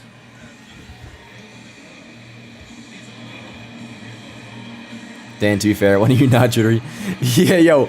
Somebody was saying yesterday they were If you look at the accusing me of like the kitty litter, the drying in between when I would go out to like go to the bathroom that I was doing bump breaks is what they were calling it. Like I'm all fucking coked up. That is true, Morgan, though. See, that was what was Yep, amazing 477 about feet. those teams. I mean, Tim Raines, a Hall of Famer. He's obviously hit balls further before. He's had 490s a couple times. Strawberry was a superstar. Was fine with coming off the bench. But the swing was Everybody knew gorgeous. their role and accepted it. And everyone was about winning games. Let's go, Rodon. That's what it was all about. 3-2. Come on. Which wins that Yeah, I mean, that's just a good at-bat. as he works a walk. That moves Guerrero to second. Has Judge ever hit a 500-footer? Not on record, Scott, now. Because it was a tough at bat, a number of pitches. Not on record. He's thrown a number of pitches this inning. It's a shame he wasn't healthy for Really hot day.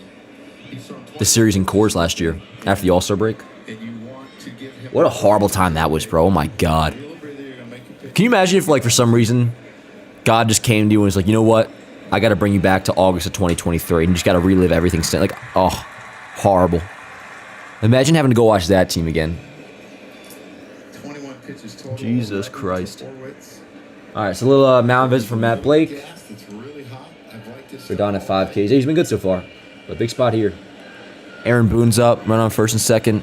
Oh, excuse me, Clement. So people are so tuned in. He just looks identical to Aaron Boone. Pitch counts down. You know, you want to take a pitcher. You trying to fuck around, motherfucker?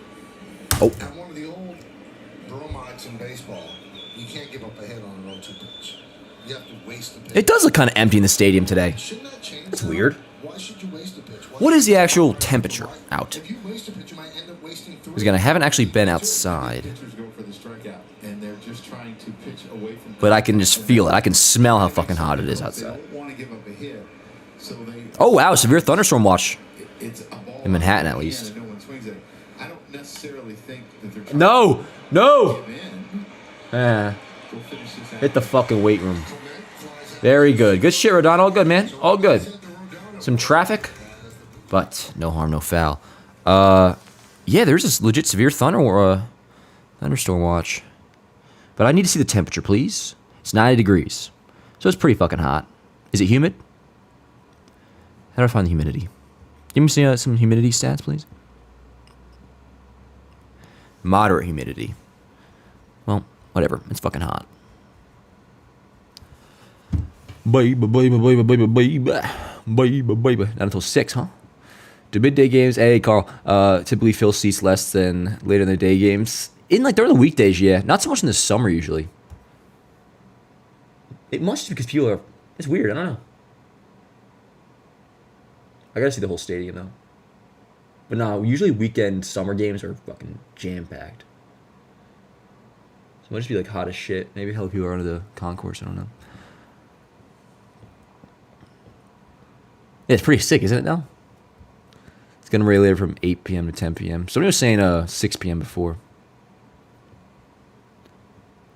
Damn, all you guys know who Carl is. Which I should, too. He's fucking 4.5 million subs. Stadium looks pretty full on the overhead shots. Yeah, I haven't noticed that somebody pointed out, Morgan.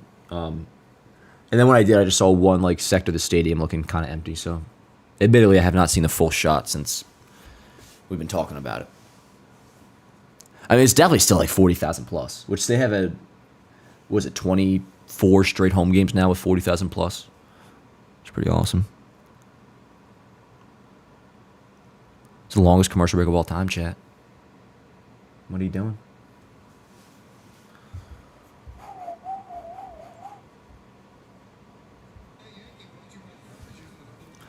I'll call him Lil Bro Nabes. Seeing looks pretty, yeah. Apparently though, yeah. He's got Gregory. Yo, you did Cosmo for real? Let's go. Dude, yes. So that's a coffee I get, and I was saying before how fucking delicious it is. And it's salted caramel cold brew, and Cosmo says you just got it. And it's good.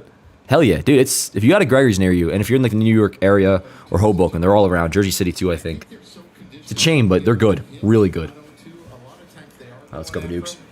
But they always err on the side of conservative, and a lot of times it gets a ball in their hand and the hitters are chased. Right, they're trying to get chased, but they're saying I cannot get up a hit.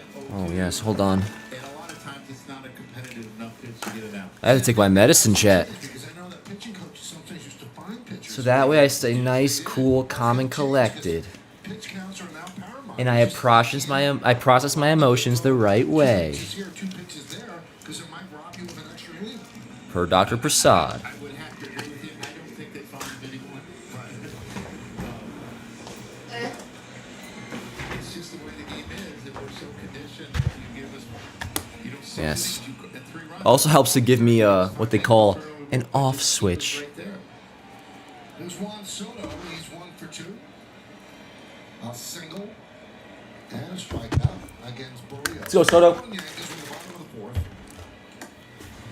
1-0.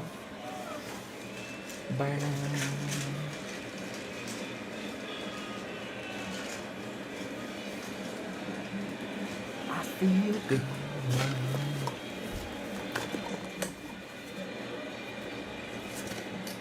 You know, after having a long inning for Carlos Rodon, I think it's important the Yankees kind of have a little bit longer of an inning themselves. This is the right part of the order with Soto and Judge. Yeah, let's go. Pitchers are usually really careful, and Soto's very, you know, he's very selective. He doesn't make a lot of first pitch outs. You give Carlos a little time to rest.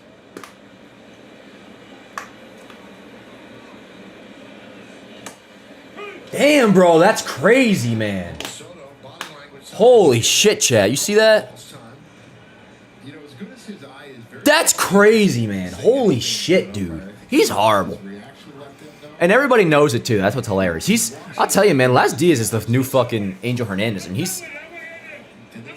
Let's get the... Boone's saying something. That's it. We're making horrible fucking calls, so that's not it. He's going to keep having a problem with it. He keep making shitty calls. I mean, what do you expect?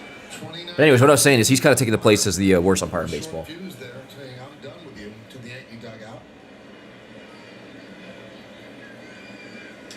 Ooh, dropping. Nope. Too dead. I know. Dan nodding out. What are you talking about? Oh my god. You can't call Coke medicine. Yes, I can, Nelson. It technically is.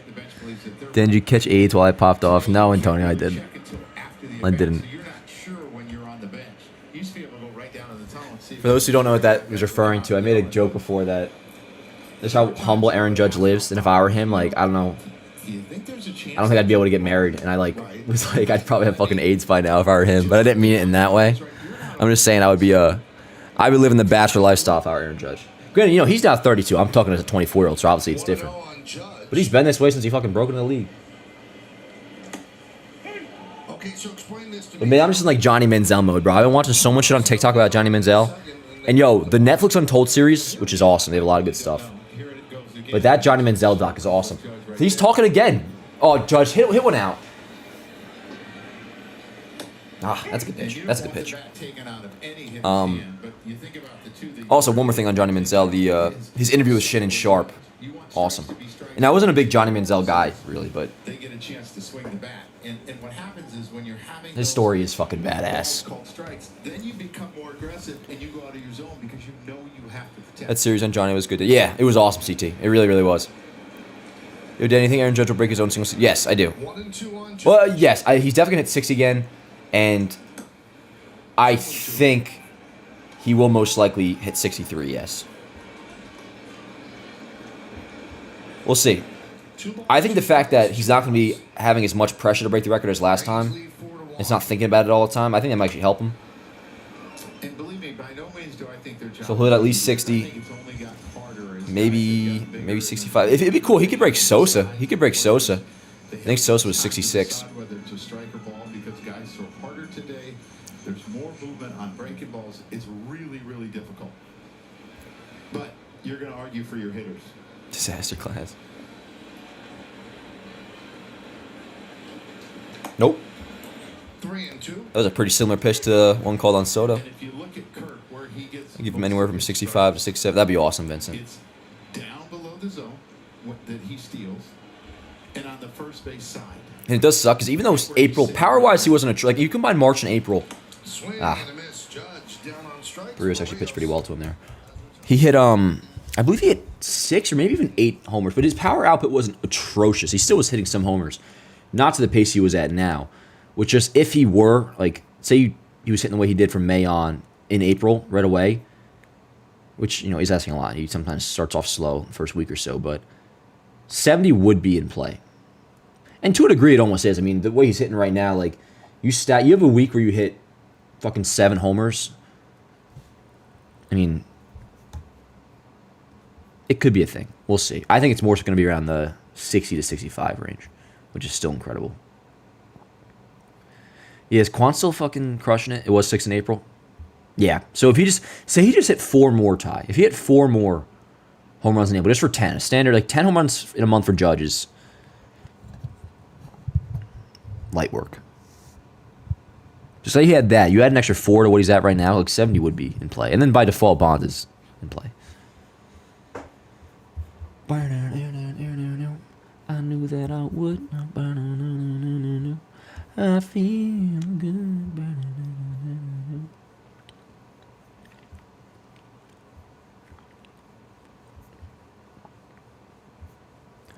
I just saw Jason's double smoked. Here, I'll play for you guys, so we all can see.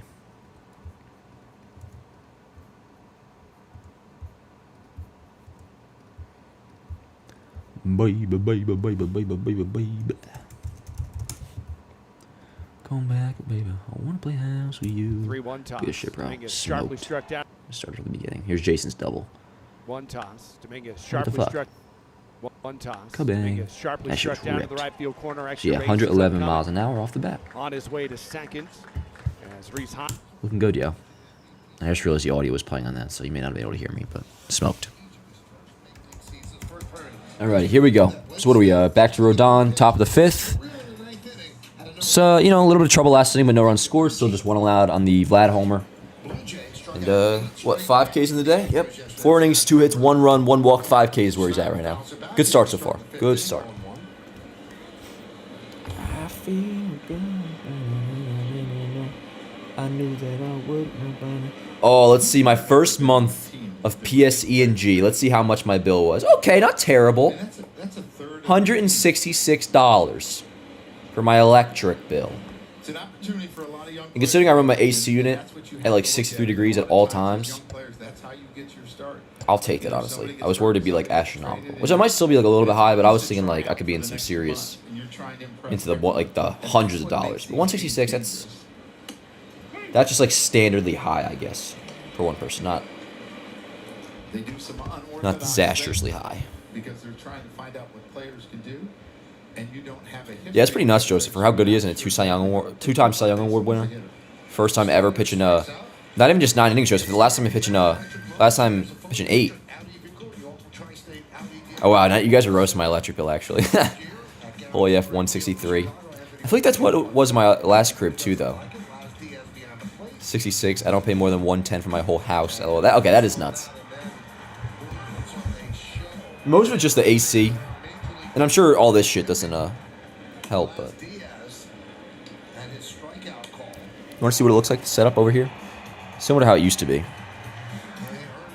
So that's my I record the Instagram clips off that one.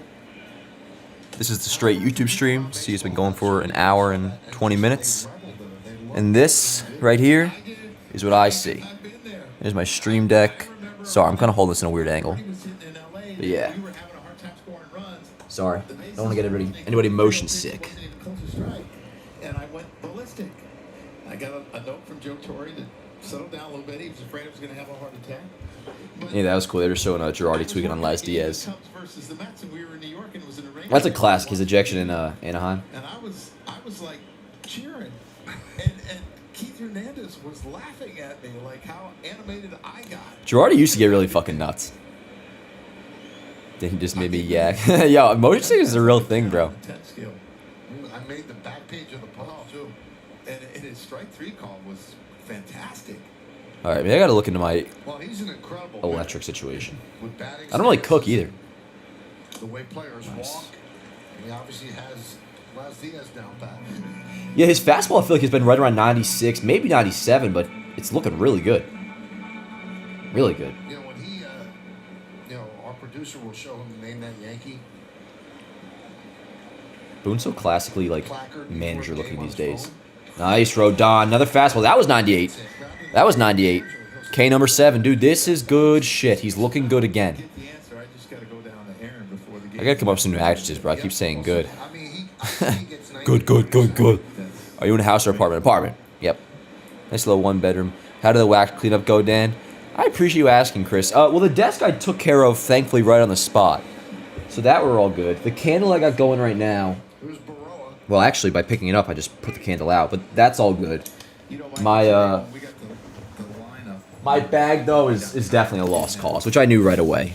For those who don't know what this is from, when Judge had his homer yesterday, I don't want to make it sound worse than it was. I got excited, so I threw my chapstick that I was holding, which not like a psycho. I just let's fucking go, and it happened to land in my candle. Blew out the candle, launched all the wax as the candle was burning, so it was all wet, ready to fucking cause a mess. Wax went all over the place, all over my bag, all over my desk. So I had to clean up. If you care so much to see it, you can watch the stream yesterday. It happened in live time, but yeah. So this bag is ruined. But at least it smells like a fall orchard, though. So all good. I'll have to get a new bag, which I was thinking about doing anyways because popped them up. Nice. So another 1, 2, 3 for Rodon. He's at 85 pitches too, so he's definitely back out for the 6th. Look at Boone. Yeah, that was the funniest shit, bro. He did the fucking Durr face. Oh, I love it. Damn. Yo, Boone is fucking hilarious. I don't care what he says. Boone is fucking hilarious. Boone is the funniest manager in baseball. Anyways, when I was walking around yesterday, bro, I was like, man, I'm kind of over carrying this shit as a briefcase. And you can put the strap over the back, but one, it's not comfortable. Two, I feel like I kind of look like a fucking tool. So I'm just going to get a tech bag that's like a classic backpack, I think. Is what I'm going to do. So, all good. But, yo, good shit, Carlos Rodon. Good shit. Hey, ladies, let the follow. Yo, I heard that too, CT. I've heard that too. Dan getting his apartment all ready for the hot ladies to come over, lady. Oh, yeah, dude, I always got the candles going. If just by chance, bro, God bless me for walking to a chick that's hey, can I come over? Because that's the only way that would ever happen. I sure as hell ain't going to ask her. Then yes, I am ready to go. I got a $25. Nice. Jazz going deep. What's my rent? $1,900, Yankee Lover. Dan had better break out the fall scented curtains. Yeah. You know, sleazy guy who knows how to cook. Well, I got a factory meal for him. I can heat it up in the microwave. Pop some holes, 2.5 minutes in the microwave. Please tell me it's a Yankee candle. It actually is not, Gabriel. It's from I don't even know the brand, but it's from Target. It's from Target. Actually, the scent is called Scarlet Leaves. You know what I really want bad right now, actually, chat? A fucking Coke. Really bad. I would crush a Coke right now. Now, this right here, I have, this isn't Liquid IV in here. It's a blend called, actually, Super Calm, which, not taking it for, some anti-stress shit necessarily, but, it's, helps your sleep.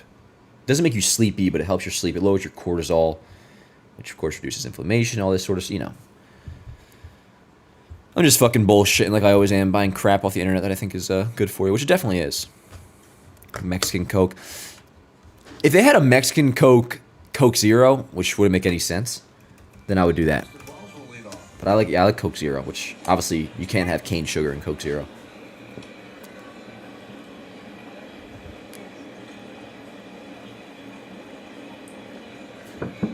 Wells was just talking to Last DS2 on that pitch. I was outside.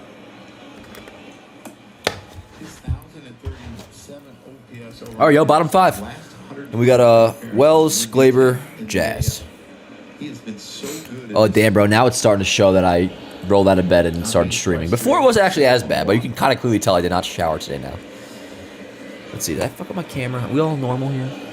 The other thing, Michael, when you look at the line over the line. Oh, no. Oh, dear.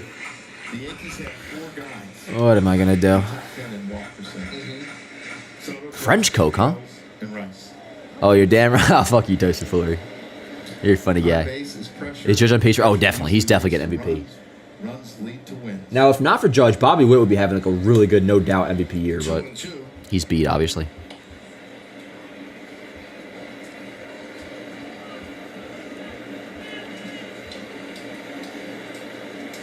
I haven't been watching much of the Olympic show. I really kind of missing out. I shouldn't say missing out. I'll watch the basketball, though. I didn't watch Game 1. I think they played their official Game 1. I didn't watch that. Wells goes 7 strikes. Yeah, this ball just takes off this fastball up in the zone. And apparently that chick really is a chick. with all that drama yesterday. And I ain't gonna lie, like I was kind of tweaking about it at first because like if she was really a dude, like, I don't fucking care, bro. I don't talk politics on here, but like if you're a fucking dude in women's sports, like I don't care what the whole shit behind it is, what your deal is. That's not right. But apparently that shit yesterday, that girl may actually just be a straight up girl. Remember how we were talking about Nestor Cortez? And any displeasure I have in the situation, I didn't really like post about it or nothing, so nothing for me to retract. And I guess it's a good thing I didn't, because again, apparently she actually is a legitimate chick with just crazy high testosterone. Nuts. Really good. He gave up the 2 runs in the first and the 2 Which, runs in the if that is the second. case, I actually do feel a little bit bad for her. Blind? Nice! Word. We're not singing for Gleyber. Attaboy. Michael, he needed that after last night and what he I'm sure there will be Hasnap. and having to answer questions. I'm sure, for sure, yeah. He needed that this base I have not tried Colombian Coke now. ball hitter, one of the best on the Yankees team because I think he likes the ball. I've had Mexican Coke. And you see him running, Dude, and this is where again, you Jazz's walk-up song being Run This Town help him is relax awesome. and kind of get that behind him. New Jazz Chisholm Jr.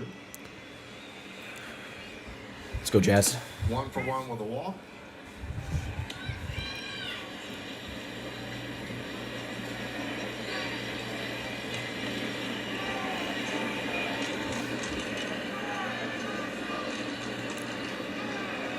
Oh, I saw Jazz in all caps in the chat, and then somebody else said Jazz. I was like, did he just go deep?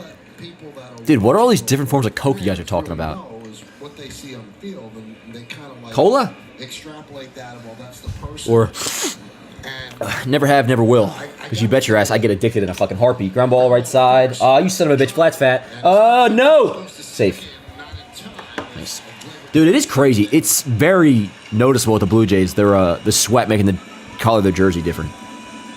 Which it is for every team, especially the road grays, but they look particularly rough. Just to give people a little insight, he's really a very nice person.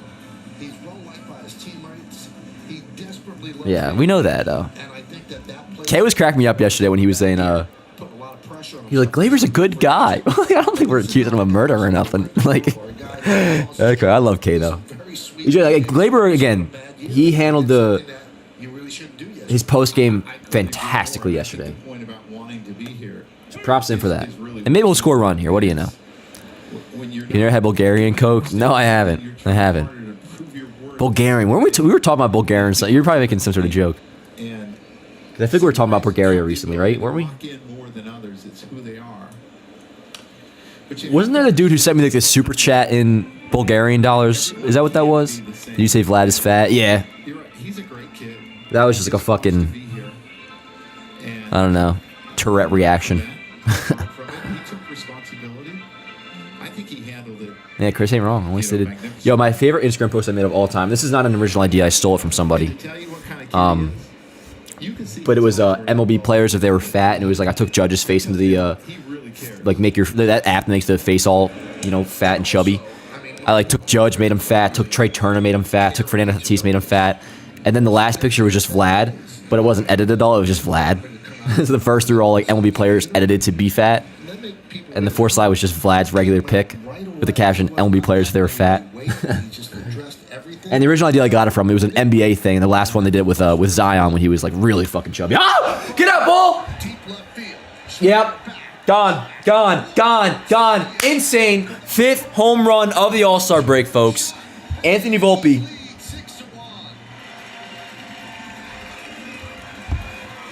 He's kind of back. Entered today's game over league average WRC plus 101. And now has, I believe that's his second hit of the day now.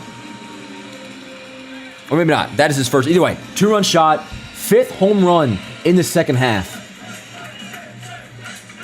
It's awesome, dude. It's awesome. A lot of people, I feel like, we're starting to, not so much Yankee fans, but just writing off a season as not having a sophomore progression, which for a while, I mean, it was starting to look like he was seriously regressing. He finished the first half with a 666 OPS, same that he had last year. So, to a degree, I understand it.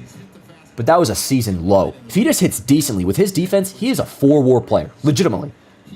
But the way he's hitting ever since the All-Star break, you're starting to think again, maybe he's going to be a really good hitter. We'll see. Ultimately, what I want out of Volpe is already there with the defense. Nothing more I really need. And for him to be an above league average hitter with maybe the hopes of a 110 to 115 WRC plus guy, which we've seen enough of a sample size this year of Volpe being that guy and then some, that there's still plenty of reason to believe that he's going to be able to give you something offensively. Which again, with his defense is so insanely valuable, it cannot be understated, is what somebody in politics would say. Good shit. 2-run shot for Volpe, and we got a 6-1 lead too. How about it? 2-2 on Rice. Launches his 5th home run in the half. Are usually multiple run-scoring home runs, and that's the third 2-run homer today.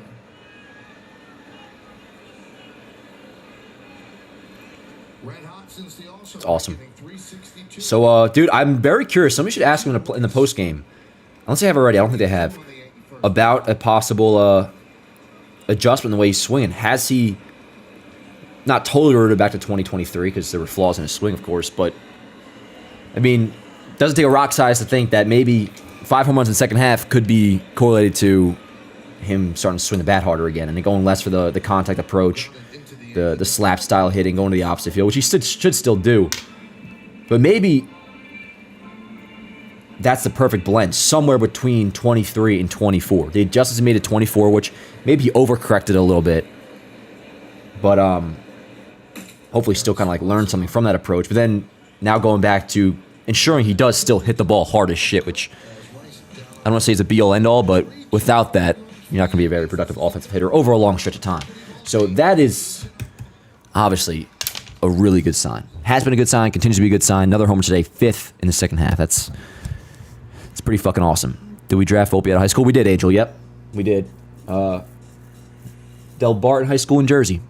Teammates with Jack Leiter. Was the, what was he, like 19th overall pick, I think, in 2019? He's cool. Somewhere way back. You'd have to fucking go digging. Way, way back. There is a post in Yanks ad for when we drafted him. From 2019.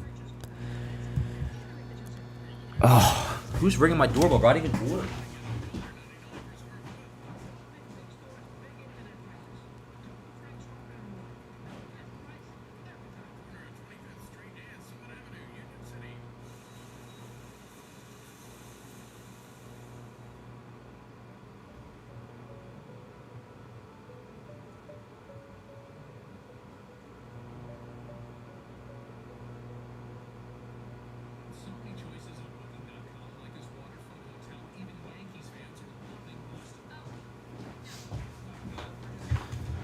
Maybe I ordered something off Amazon that I forgot. We'll see. I just let the guy in, and then later I will see what's at the door. 7-game hitting streak, nice. Yeah, Rodon, right? 3 games in a row, looking good. And he's not done. He's not done. We'll be back out for the 6th.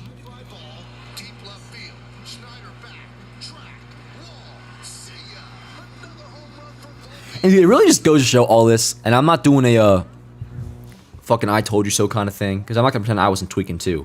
But when it comes to Anthony Volpe, or Aaron Judge at the beginning of the year, or the Yankees slumping, I do just wonder, and not that you should be afraid of the future and being wrong on your take, but I do just wonder sometimes if people like think at all when they're saying Anthony Volpe sucks, I want him gone, or Aaron Judge is washed, he's going to have a horrible year, or the Yankees season is over. If at all these people do consider the possibility that maybe in a couple weeks things will be different, and what will you say then? Now, again, there's nothing wrong with admitting you're wrong. I respect all that. But that's what kind of drives me insane when people say, like a month ago with this team, like in general, when people were saying the season is over. And sometimes you just say that out of frustration, I get it. But there's also people who truly would say that, not even just in the heat of the moment. They think the season is over, this team is toast. And then we would just tell them, like, all right, go ahead, bro. Hop off. We'll see you in October. And now we're seeing them in August. They're obviously all back on the bandwagon, which I endorse. I want everybody to be happy with the team. That's great. I don't know. It's funny. Like now everybody's back. Not everybody was giving Volpe shit, but you guys know. Like there was people who were just kind of writing Volpe off after a rough like 3-4 weeks, and it's just like, come on, dude. And not that you shouldn't be frustrated. And I'm not telling you how to feel. That's just the way I think. Like Volpe was shit in the bed, looking awful. But does that mean he just can't hit? No, it's just a slump. The Yankees weren't winning. Does that mean they were losing? Does that mean they can't win? No. Who was at your door today? Not sure, JB. Not sure. I didn't ask it. I never hit the talk button. I just let them in because I assume it's a package. So, again, I'll see it later. It's probably something from Amazon. Oh, you know what? Yeah, I ordered fucking moisturizer off Amazon. It's probably that. Yeah, I moisturize, Chad, okay? I also wear sunscreen. A moisturizing sunscreen, 40 SPF. I have it on now. Yeah, it's probably that. Something stupid. Yeah, because of the way they lost Friday. They took the lead on a 3-run homer by Judge, and they ended up losing that game. They had the really difficult game Saturday. Playing Sunday night. Roby's a beast. So the Yankees officially hit Barrios pretty hard. That was all off of him. And they had used all the back end of the bullpen because they used them Friday night and Saturday. Wait a second. Is that 5-1? No, it's 6-1. And it was just a huge start. Oh, one of them was unearned. He checks his swing and holds up, so he'll work away. All right, the Horwitz error. The New York Yankee Foundation 50-50 raffle is now open during every home game. But Barrios 5 innings, 7 hits, 6 runs, 5 earned. To the New York Yankees Foundation. No. Hit him well. Yankees.com/50-50. And stuff like that doesn't go unnoticed by teammates too, and obviously It feels right now you can expect the Yankees when you turn on the game every day that you feel pretty good right now that they'll be able to score 5 or 6 runs. Even yesterday, they didn't look even that great offensively, but they scored 5. Damn, Dan has expensive taste. What are you talking about? What, my moisturizer? No, I just have a fucking... I'm petrified of aging. And then one day I'll be all old and wrinkly. I had this fucking like epiphany in my head that I think about every day. Usually in the morning, but then sometimes late at night. Where I'll like immerse myself into my 95-year-old body in a retirement home. And I'll pretend like I'm literally living that life. Nice, Rodon. His fastball's still looking really good. I'll pretend I'm 95. I'll literally like go hard into almost like legit like immerse myself into that reality. And then I pretend like I'm 95 years old. And then I wake up in my 24-year-old body. And I'll just like start moving around and feel myself feeling like, I don't know, in decent health. And I try to tell myself like, appreciate this shit. Because one day, I'll look back and be like, man, I wish I did this. I wish I did that. You know, that kind of thing. Down 5 runs, they're sending Springer on a 1-2 pitch. And he had a bad foot, came out. Yeah, if that makes any sense. You might be on coke. I'm not on coke, Foxy. I'm not on coke. And now Noah's calling me sus.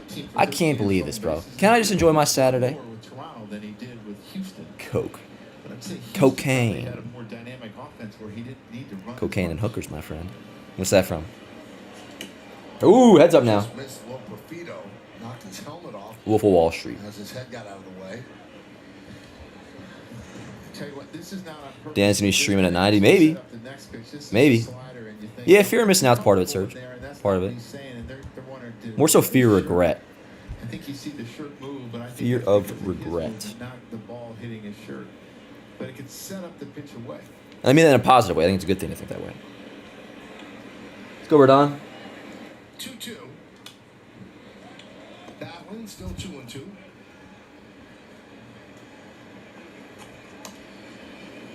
Yeah, it's a hot day. You understand that starting pitchers are going to start to run. I might have to get a fucking coke chat, not gonna lie. This will be his 98th pitch. Not sure that he'll get to face. The fact that it's Saturday means I may not have a fucking choice. For sure he would face it. I don't think he'll face it. Yeah, I love Rodon.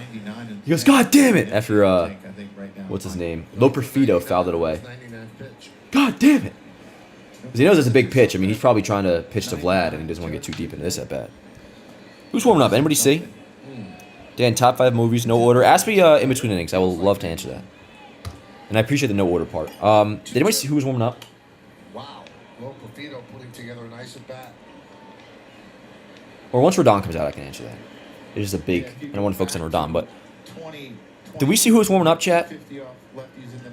We do have a 5-run lead, so it's not the most stressful bullpen management, but... So he stays in there pretty well.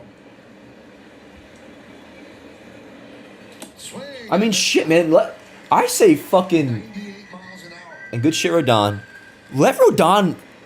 As long as there's only one guy on, let him fucking finish this inning, bro. You got a 5-run lead. He's always fucking looking like he wants to kill somebody when you take him out. And a lot of times he's taking him out has been the right move by Boone. But you got a 5-run lead. He's looking really good now. 3 starts in a row.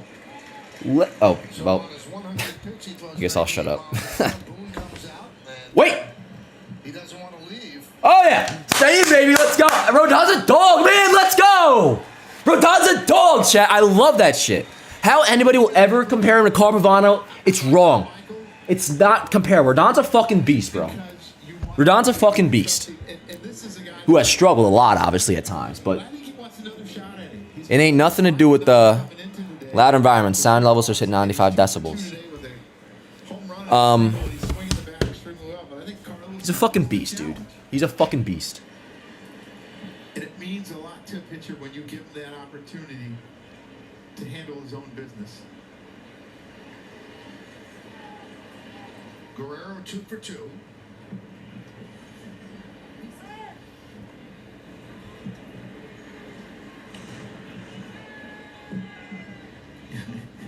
No, don't do it. Yeah, he's smiling at him. He's trying, and he does it. CC did that to me sometimes.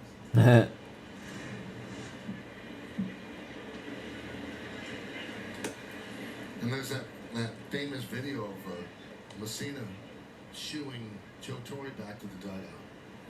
Yeah, and I'm sure Joe didn't take it. I mean, personally, it's better than the alternative than calling you out to take me out.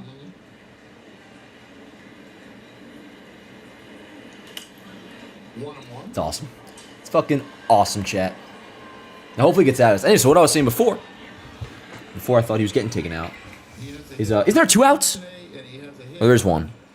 On a fastball, so now he's throwing him a couple changeups in a row. Yeah, there's one.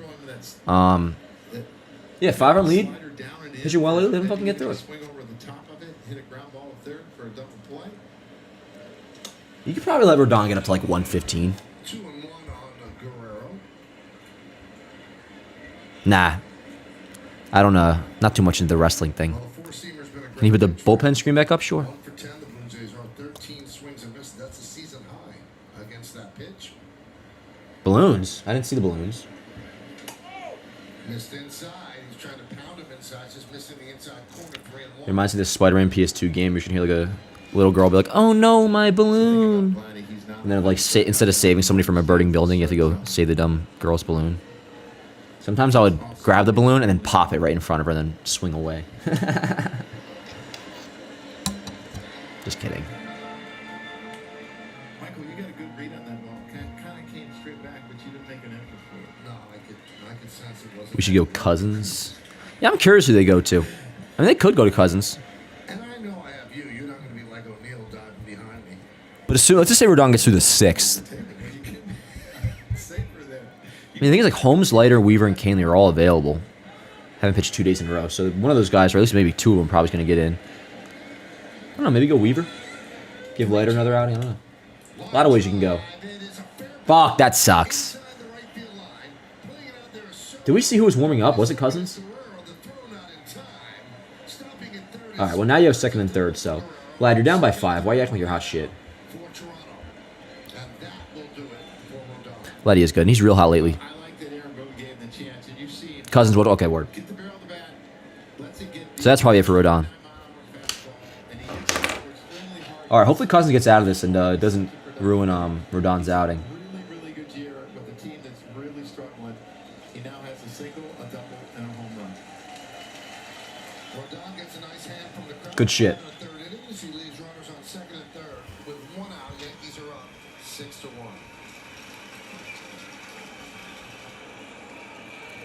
The time came when I looked at everyone. Should be beamed tomorrow. I found everyone How about later? That looked foul. Yeah, I thought so too, but I'm sure it was fair.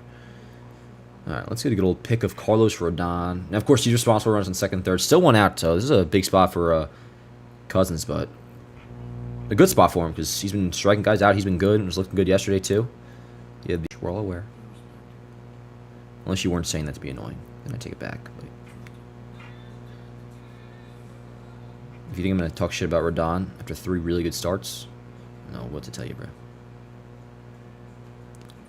His problem, honestly, when it comes to that ERA, is just like the 5-game stretch he had where he was bad, he was really bad. Like, he was getting lit up for, like, it felt like 6-7 runs a game.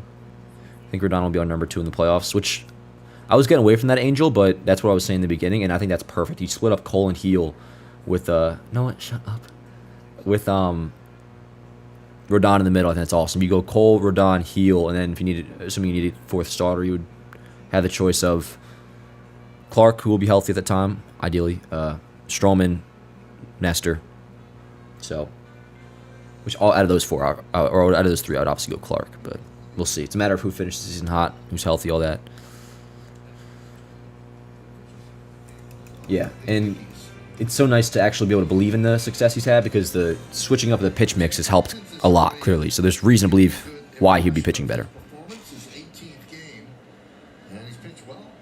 Opponents hitting 149 against him. Yeah, you see the high strikeout totals, 28, 19 to third innings, and that's what you want with runners in scoring position. Threw an inning last night, had 2 strikeouts, walked 1 hitter. That one is lined into right field. It is a base hit. That sucks. Score too, so Kirk goes the other way, picks up a 2-run single. That sucks. All right, so Rodon's line is complete. It's still a good outing, but that definitely makes it look less good. Well, it's a sinker that's a little Let's see here. 5 1/3, 3 hits, 3 runs, 2 walks, 8 strikeouts. I'll go letter grade. I really don't want that to affect his letter grade, but obviously it does. Let's go B. B, which is good. Nice, crisp B. No minus, no plus, no more, no less. Always 2 there are. So those 2 runs are charged to Rodon. And we kind of got a ball game now, so officially within a save situation, which means, let's just say they keep it here. I mean, hopefully we score more, but bullpen-wise, then you kind of just deploy the final act, if you will. Some combination of, from the back end, Holmes, Leiter, and then Weaver, Canley, whatever you want to do. Which you feel pretty good about. You feel pretty good about. But ideally, we just score more and not have to worry about it anyways. Bring me inside the mind of the man. Boone comes out. Rodon talks him out of taking him out. He gives up a double. Is Boone beating himself up now for listening? I know I would. I don't know if Aaron, like... Line drive, right into Nice.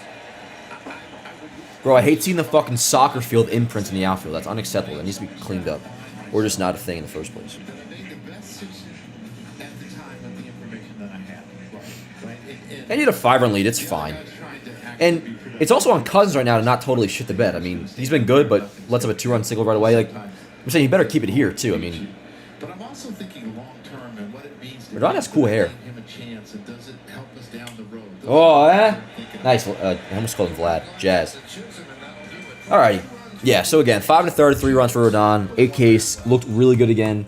Little bloop single kind of hurt him. And then, giving him a Vlad double wasn't great. But B outing. He was good again. And he looked really good, which is even more promising. So that's 3 straight nice outings for Rodon. Oh, wait. Let me post the fucking Yanks app, actually. Still going B+. 8 Ks, only 3 runs. That's fair. That is definitely fair, Morgan. I think I'm going to stick with the B, but that is fair to me. Alrighty, let's see here. What do I want to say?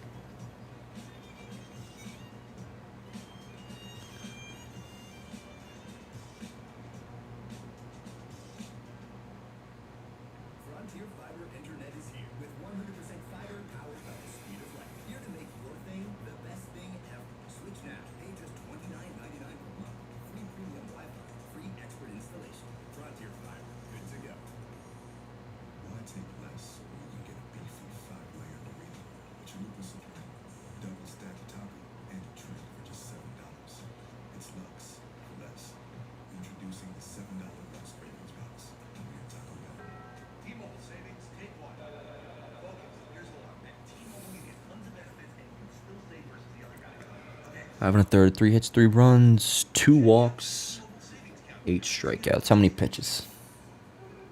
106. Good shit.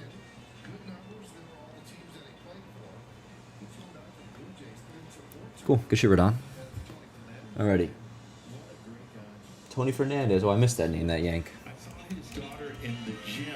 Yeah, he was supposed to be the starting shortstop in '96. Oh, top 5 movies, no order.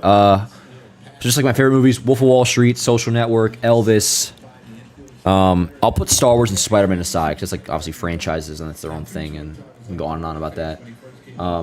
Yeah, Social Network, Elvis, What did I just say before? Social Network, Elvis, Wolf of Wall Street, Moneyball. I have to put up there. Verdugo and Soto here in the bottom of the sixth. Yankees lead 6-3, trying to even this series at a game apiece. And even the season series at 6 apiece. I might have to put Shattered Glass up there with Hayden Christensen. I love that movie. But yeah, those are the main four. Elvis, Social Network, Wolf of Wall Street, Moneyball. Oh, let's go, Grish. Let's get some more runs, huh? His 7th home run of the year, that was in the 2nd inning.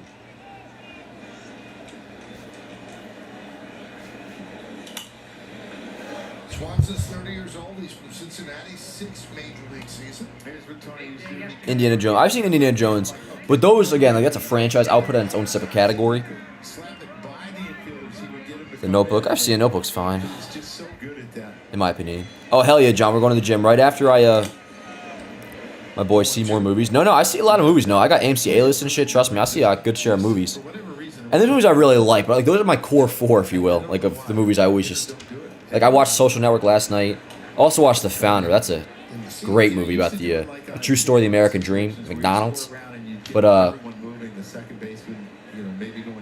yeah, no, I am going to the gym today, John. After I do highlights for this game, assuming we win, which we will, I'm gonna go to the gym. I'm technically doing. I have legs today. I was talking to Buck Martinez about Eric Swanson. But definitely going to the gym. Definitely going to the gym. He's been very good for Toronto the last 2 years. And 1.68 in 22 and a 2.97 in I gotta go down south later, back to my parents' crib for the day tomorrow. His split has been, So again, no watch party tomorrow. No watch party tomorrow. But we'll be back Tuesday. Off day Monday, by the way. Off day Monday. And then we have is that right, actually? Is it off day Monday? Because the Angels come to town. I'm pretty sure we're off Monday. So intensely brutal for he and his family. Swanson's had an ordeal in spring training. Their 4-year-old son Toby was hit by a car. What? Had to be airlifted to the hospital. Oh my God. And Eric has said they're very, very lucky. Jesus Christ, Verdugo's OPS down at 663. But imagine that happening to a 4-year-old. yeah, and I think that's why you see him getting back to who he is, because the stress of that is not on him every day. Yes, we are off on Monday. Off Monday, still at home. 9-game homestand this is. Angels come Tuesday. Angels for 3, and then next weekend we have the Rangers. So 2 more teams under 500. And spend a lot of time with him. With one being significantly worse than the other, I would say. He missed the first 3 weeks of the season with a forearm inflammation. And then he posted a 9.22 ERA and was actually sent to the minors the end of May. He spent 2 months at AAA, came back on July 20th. And The NC Classics. I mean, you name them, no, I've probably seen them. But he is beloved in the Also, Jays clubhouse, so the Jays are happy that I love movies that take place in New York, too. So I guess Wolf of Wall Street, that helps. Shattered Glass, that helps. Yeah, I think it'd be really good at the Yankees. Social Network, just in the vibe of, like, Runs with a couple runs. business on the come up. Everything about it is awesome. Top of their order, and Verdugo could get on. You got 2 run producers behind you. The best part of that movie, not the best part, one of my favorite parts of that is when, like, the fucking chick pisses him off or whatever, and he's all, like, heartbroken over it. So his reaction is, he goes up to that Eduardo, played by Andrew Garfield, he's like, he's not, like, you know, crying about his girl or nothing, but he's clearly upset about it, and all that's on his mind is, we have to expand. It's classic. Tweaking, throws himself into work. But nah, Social Network's fucking... That's one, in my opinion, the best movies of all time, bro. Part of hitting. There's so many ups and downs. Really, really good. Very few people hit like these next 2 guys where there's so much consistency. Soto swings at the first pitch and grounds it to Jimenez. Remember when the shift was supposed to be abolished? All right, nothing there. Judge will lead off the 7th. Dan, why are you ignoring me? What'd you say, Rexy? Angle comes on my birthday. Is it your birthday, Rexy? Happy birthday, bro. Is that what you're talking about? Happy birthday if it's your birthday. Rexy, what the fuck? I'm not ignoring you. Slumdog Millionaire? That reminds me of my sisters. They always watch that. Ford vs. Ferrari was a great movie. Haven't seen it. I've heard of it. Favorite CEO? Do I like Breakfast? Breakfast is good. Jaws and Jurassic Park. Oh yeah, I've seen Jaws. Jurassic Park's a fucking classic. Jurassic Park is awesome. The first Jurassic World is actually pretty good too, but not Jurassic Park is. Yeah, trust me, I've seen all that shit, bro. Some of my favorite movies of all time, but didn't have to ever ignore. I don't even ignore you guys. How dare you? I do not ignore. When I'm in the chat, I pretty much see every message. Avatar's good. I don't think it's one of the greatest ever. What up, Genie? Hangover movies. Not too big a fan of those, Vincent. Jaws is overrated. I think now it becomes overrated because obviously like the whether it's like the effects being dated or just what we're so used to seeing now. That's a big ass shark isn't as drastic of a size as it may have been in the 70s or whenever it came out. But you just gotta think like at the time. Same way like Star Wars. You gotta like appreciate the how crazy the effects were of the originals at that time, and they still hold up really well. But obviously it looks dated to a degree. You know what movie, speaking of Star Wars, has aged really well? And it came out a good while now, almost 20 years. Like, episode 3, the CGI in episode 3, not so much in like episode 2, and for what they use CGI for in episode 1, but episode 3's CGI, you watch that, even just that opening scene, it could have come out in 2024. It looks phenomenal. Phenomenal. It came out in 2005. It's a long time ago now. Yes, episode 3 is fucking awesome. I haven't seen either of those. Isn't one of those with Harrison Ford, though? Bohemian Rhapsody. Oh, was that good? Honestly, once I saw Elvis, I didn't need to see any more biopics. I got my guy. So Weaver is in. The final act has been deployed. That's kind of like a cool thing. Although one might say it sounds too similar to fucking Hitler's plan. But the final act, like for a bullpen, bro, that's cool. And that's basically what it is. Like we are in the final act now. Let's see if it can get closed down with the pick your 3 out of 4. I assume they go Weaver, Leiter, Clay, and then Canely if there's a jam. Maybe they put him in. Or they could say Weaver for that role, or Leiter for that role. Yeah, I've seen The Shining. Show me some respect. No, come on, dude. See the Queen one. Yeah. I don't know. I'm not a big music guy. Elvis was an exception for me. They gave up a catcher. Let's go, Weave. That's one of the better catchers in the National League, Gabriel Moreno. Yeah, That's a tough deal. Gurriel's the middle of the order hitter. Yep. And Arizona had so many left-handed hitting outfielders that they felt that they could move him, and they ended up getting a steal with Moreno. He's a really good player. I've seen him play a number of times. He kills left-handers. He's a very good thrower, a good defender, athletic. And they made a decision that they felt, they knew he was a good prospect, that they had enough with Danny Jansen and obviously with Alejandro Kirk, and it looks like they might have made the wrong decision because Moreno's going to be good for a long time, barring injury. I would have to agree with you.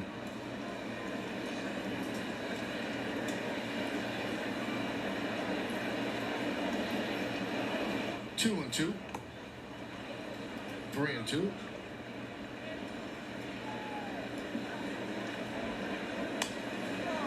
We're in the 7th inning. Yankees lead 6-3.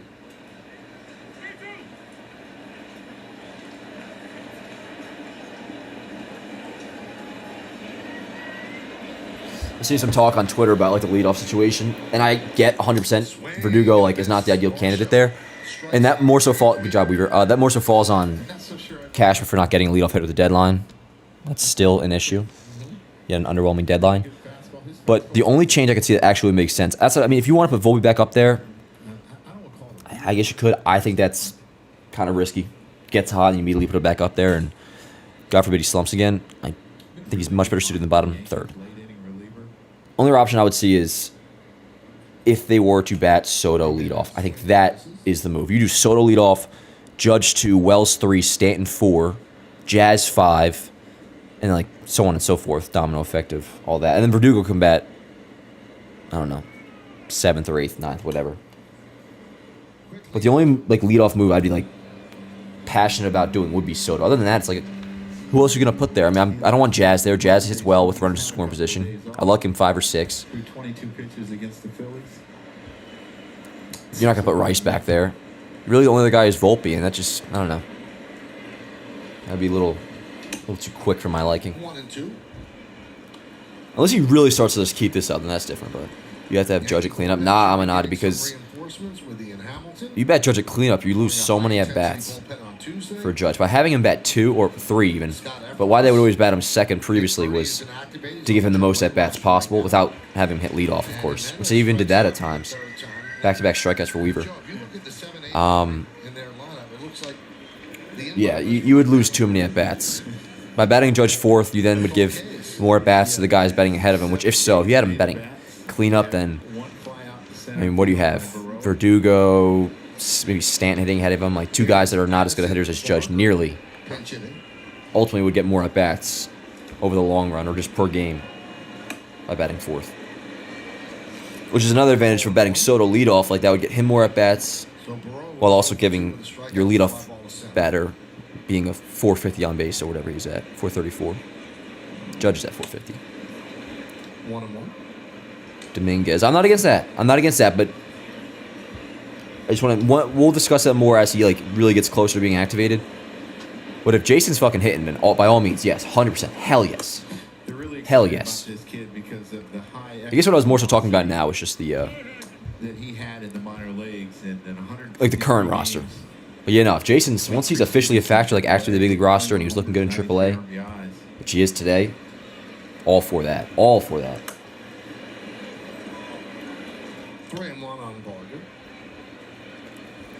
I'd rather Jason to clean up, but leadoff is good too. I mean, if you did Jason, if you batted Soto leadoff, sure. But in that case, you would probably do Soto leadoff, Judge 2, all 4. Maybe even then Jason 3, Stanton 4, Wells 5, something like that. Wells 4. I mean, you could do a lot. Is he playing in a rehab right now? It's technically not rehab, but he's in AAA. Yeah. He walked him, goofy bum. Who's a goofy bum now? I mean, the 9-hitter, yeah, that's rough. But he just back-to-back strikeouts, yeah. Chill out. Back-to-back strikeouts. I mean, if he gives a homer to fucking George Springer, all right, that's one thing, but we'll see what happens.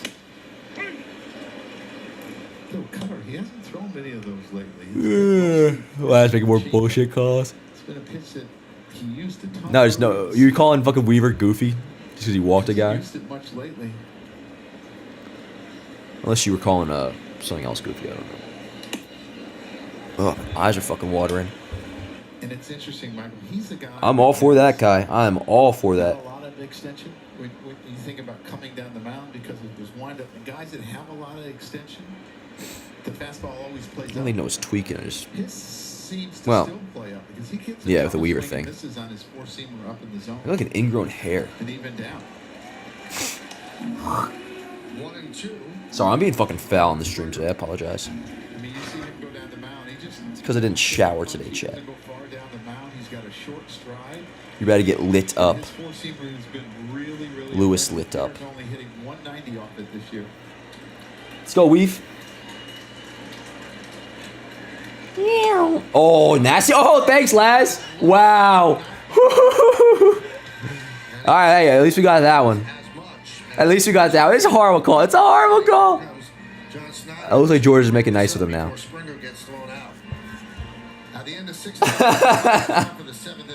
Dog, that's at his shins, man.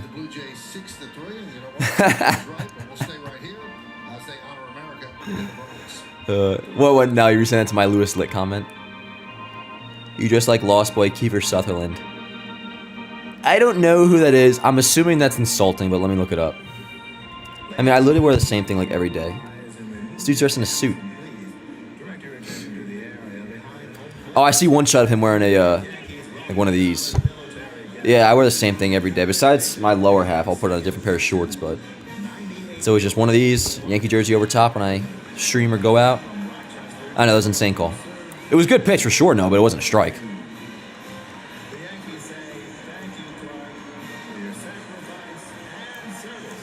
Bro, outside the sport talking line, why it looks like you cursing today at the speed of light, LMAO. Oh, what, am I like dropping F-bombs a lot? I apologize, I'm just hyped up. I do that a lot. Yo, same thing every day, you shower. No, hop off my fucking dick, bro, okay? Okay, dude, yes, I shower probably twice a day, actually, usually before the gym and after. And I don't mean I wear the same fucking actual shirt every day. I have like 4 packs of them. Okay, pal, relax. Yes, if you could drop like in the stream, I agree, Jason, thank you. Stand beside her. What, am I cursing more than usual today? Per Enrique? Apologize if so, but that's just how I talk, bro. Dominguez, Soto, Judge, Wells, Stanton, Jazz, Gleyber, Rice, Volpe. Man, that's gorgeous. That's gorgeous. I'm all about that. Yeah, no. Relax. You got my real Yankee game jersey on. So what are you saying now? No, are you just being a fucking dickhead, bro? No, you're close to getting banned, bro, because you are pissing a lot of people off now. You're being annoying. Relax. For real. Got my real Yankee jersey on. What's that supposed to mean, bro? You coming at my jersey? You coming at my... What, you got a fucking Fanatics jersey on, dude? Let's compare quality. Yes, Ben. No, I'm not going to ban Noah just yet. But just fucking chill. Dan just got that New Yorker language. It's even that. I just fucking... And there, I did it again. Yo, it's like the that Snoop Dogg thing where you're saying all the young rappers say, they're all just saying, you know what I'm saying? That's all they say is, you know what I'm saying? And he's like, you know what I'm saying? Damn, what's that hostility on the chat? Honestly, I think it was... Not to pick any Noah, but it was kind of just like people get on Noah. Other than that, I think we've been pretty good today. You gonna go full? Oh, hell yeah, Gabe. Hell yeah. Gabriel. I'm not sure if you go by Gabe, but... That was Snoop. Yeah. Didn't I say Snoop? What did I say? We might be back. We might be back. But, let's score some more, though. I do want to get a couple more runs. Maybe just another... we got Judge leading off, so let's just have another Judge homer. Or maybe, Wells goes deep. Or Gleyber. Best jersey throwbacks for that. Hell yeah, Vincent. For real, though. I'm not even fucking gassing my own sponsor. But literally, as you see. Trust me, if these jerseys weren't gorgeous, I would not wear them on here. That'd be embarrassing. I'm dreaming of a white Christmas. Not Smelly, you gotta be here, bro. Well, remember fucking when Chris was tweaking that one game too? We thought we'd have to boot him, and then he figured his shit out.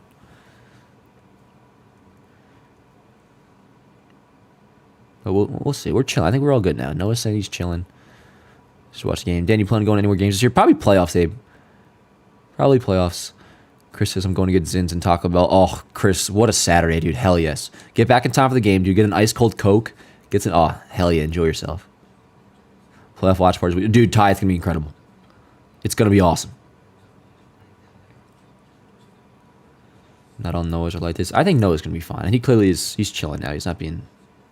We're all good, everybody. Ever sing Elvis and karaoke yet? I have not, Giannini, but I did come close in AC. I really wanted to. But then the Yankees were in Anaheim. And a lot of you may remember this game. It was last July. And it was a rare time. I was like, you know what, word, I can fucking go out. I got my intern. I'm going to call him my intern. It's my boy, Andrew Allen. But he started off as an intern. That's how I met him. He's awesome. Works for Jama now. It's incredible. Shout out Andrew Allen. But anyways, had him on the game. But I was obviously still like watching. And anyways, I was about to go on to do Elvis karaoke. And sing Suspicious Minds. And I kind of got the whole vibe down of Suspicious Minds when he sings it in Vegas from the movie. But anyways, then Sebi shit the bed in Anaheim, had a mental breakdown, went live on Instagram Live because I was like kind of fucking drunk, and then I went to sleep. So that was the closest I ever came to doing Elvis karaoke. It was at AC at... What is the fucking... What hotel was it? I think it's probably fucking Hard Rock. All right, let's go, Cap. And because of that really good slider that he has left, I didn't stretch this morning. No wonder. Austin Wells and Jazz Chisholm could find success off of him. Oh, there we go. Let's go, Cap. Oh, this guy's last name is Burr, like fucking, what's his name? Judge walks, crab booze. Burr. Isn't that who, Andrew Jackson got into a duel with or something, or... Burr Hamilton duel. Oh, with Alexander Hamilton, yes.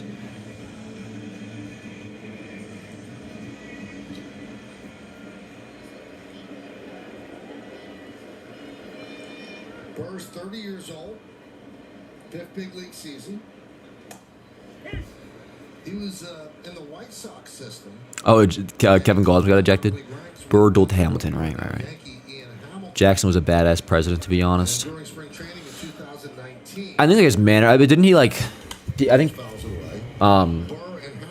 hindsight history will shed on him a lot. I don't know too much about it. I think it's like, I don't know, did he like own slaves or something? Oh no, he couldn't know because he was the 20th president. Well, I'm sure some fuck shit. So on. I don't know. I don't really know. I like the $20 bill, though, I'll tell you that. But you have to go see the Broadway show. Do a lot with the $20 bill. But I'm saying between those two. You give me a fucking $20 bill, bro, and tell me that's what I got for the day. Swing and a miss. Wells Thrive. down on strikes.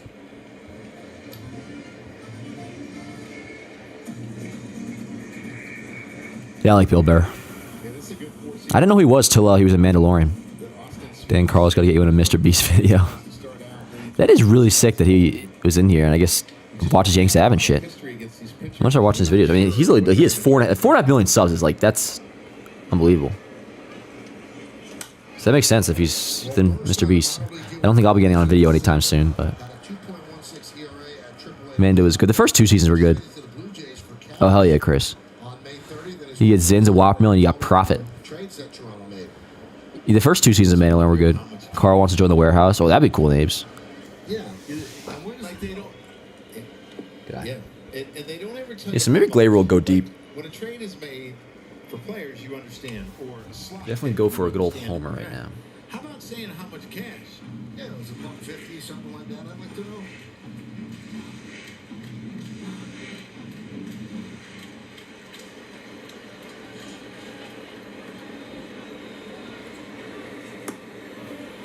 I remember before free agency exploded, Charlie Finley was trying to get something back for his... Oh, so listen to this. This is from at Yankees Vision on Twitter.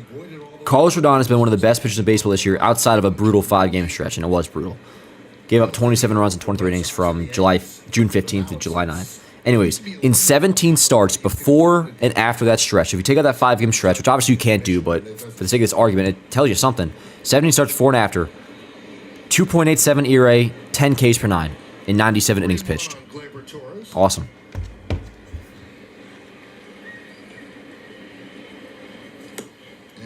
Nice, Glabes. Decent day for Gleyber, 1 for 3. Walk. No defensive or base running miscues, as far as I remember.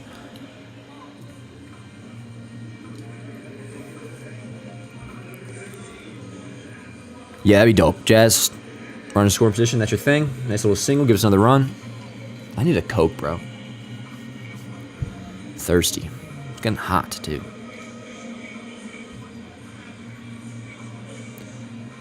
We've done it before, CT, but I gotta like click in between, and sometimes I would forget to do so. So, probably not. I can do it for you real quick if you want to see this one, but probably not consistently. Up and away, 1-0. Coke Zero Surge. Maybe like a cherry Coke Zero, that'd be banging.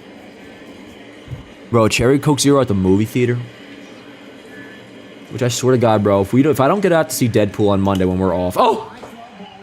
Oh, he missed it. He said, fuck. Folks! No. Ah, God damn. Tagging is Judge. He'll go to third. Throw comes to second. 2 outs. It was close. Me too, Vincent. Me too. If it weren't for him saying, like, being pissed after he saw it wasn't going, I would have thought that had a chance all the way to the end. And then I gained a second hope when he kept going back. But ooh, a rope or float will be fucking fire, Cade. You're Taiwanese. Greetings, Henry. Nice to have you here.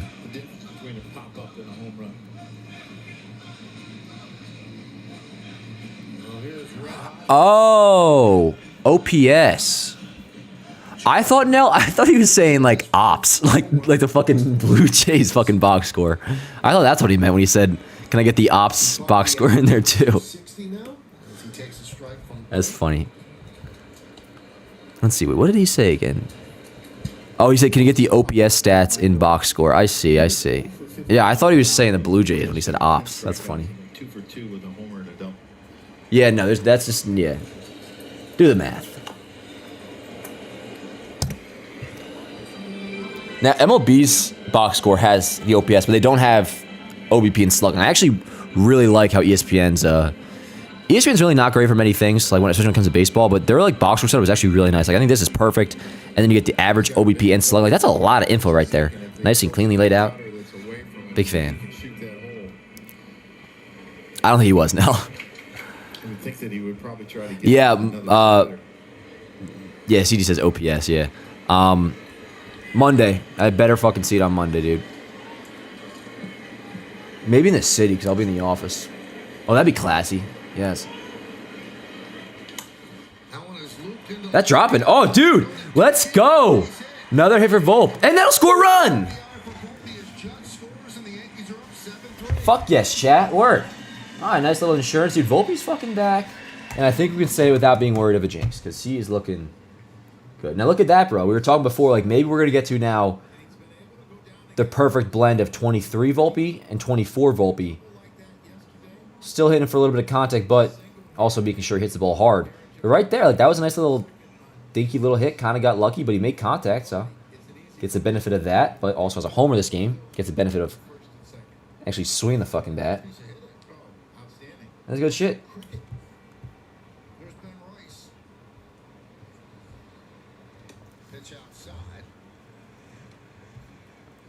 I am a Super Saiyan. Just kidding. No, I'm not, Chad. I am a Super Namek.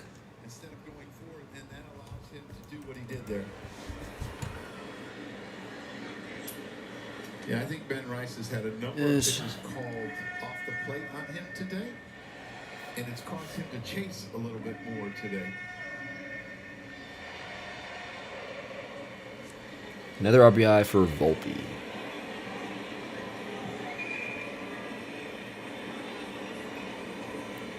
Yeah, it's my fucking shortstop, dog. You gonna throw the ball, pal? 2-1 on Rice. Will I have a blue Christmas without you? Alright, post it to Facebook. Post it to the Facebook. Are you on the Facebook?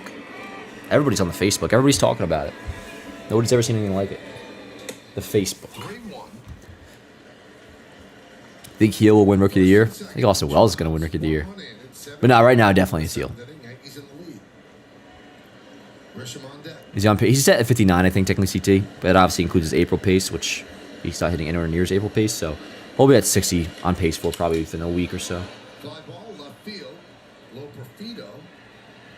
Will put it away for the fly out. Look at his exponential chart. And would suggest that. Aaron goes, hey Dan, want some advice? Drop the. Just Facebook. Well, Aaron, I think that's the biggest contribution you'll make to this company. Thank you. Nah, the Facebook is awesome. I like the Facebook. Yanks app has like 140K on the Facebook. 146K followers on the Facebook. It's very underrated. And why? Because Instagram has that feature where you can just auto post from Instagram to Facebook. So I have more on Facebook actually than I do of Instagram. Or I should say Yanks Ave. Not me. It's not Dan Roque Avenue. It's Yankees Avenue. But yes, on the Facebook. Yes, CT. 61 is a great movie. Yep. Dude, I had a great experience. I was watching 61 with my ex-girlfriend one time, bro. And this is like 2023. And I was kind of explaining the basic gist about how story of, Roger Maris and Mickey Mantle going for Babe Ruth's home run record. Maris broke it, hit 61, broke Ruth's legendary record of 60. And then we were talking about, like, who broke it afterwards. And I was like, well, you had Barry Bonds and Mark McGwire, Sammy Sosa, those guys passed it, but they all took steroids, so, like, they're not in the Hall of Fame. It's illegitimate. Many people don't look at it as the real home run record. And then it was like, well, who does have the real home run record then? So it's Maris. I'm like, no, well, that's Aaron Judge. And it just made it sound so simple how badass what Aaron Judge did. Because right in front of us was the story of Maris breaking Ruth's 61, or Ruth's 60 by hitting 61. And that all the other guys who broke it afterwards are three guys who did, even though they do have my respect still to a degree, Bonds more so than Sosa and McGwire, but illegitimate fake records. And the only guy to do it afterwards, not cheat, Aaron Judge. It was just cool. It just made it so badass what he did. Dan, have you seen Elvis from Hawaii? He sings the American Trilogy. I've seen some of the clips. Yeah, I know that's the big deal in the movie too. That concert, the satellite concert that is, right? I think. So I've seen some of it. Yeah. Like I think I've watched his when he sings "My Way" from Hawaii. It's really good. I love how much Dan Les follows. Oh my god. Yeah, it's no coincidence I didn't do the live stream for the Fox game last week. Nah, actually not. But Dave the Grace says, Dan, how'd you come up with the Yankees Avenue name? This was back in 2016. Kind of luck of the draw, and really was luck of the draw because, there was already a lot of Yankee accounts back then, but not nearly as many as there are now. And I am, like, very grateful that I got that name when I did. Yankees Avenue, especially because like Yanks Ave I think works so well. But I don't know. There was always just it would be like Yankees, and then like my boy Miller's the Yankee Report. There was New York Yankees Central. There was like a guy Grayson, everything Yankees. There's a bunch of names, so you kind of just did Yankees and then something else. And I don't know. I lived on an avenue growing up, so maybe that's why I came up with it. But it was junior year high school. Base knock. Junior year high school. November 2016. Bombers Boulevard sounded lame. No, I mean, that sounds fine. I just think Yankees Avenue works better. What are your thoughts on the Elvis song Danny Boy? Elvis doesn't have a song called Danny Boy. Get the fuck out. He sings that song? This has come up before, I think, actually, in the chat. But what makes it so funny is that there was this dude years ago at the old job I used to work at. Well, actually, he was at Verizon. And he would always sing, "Oh, Danny Boy" to me as a joke.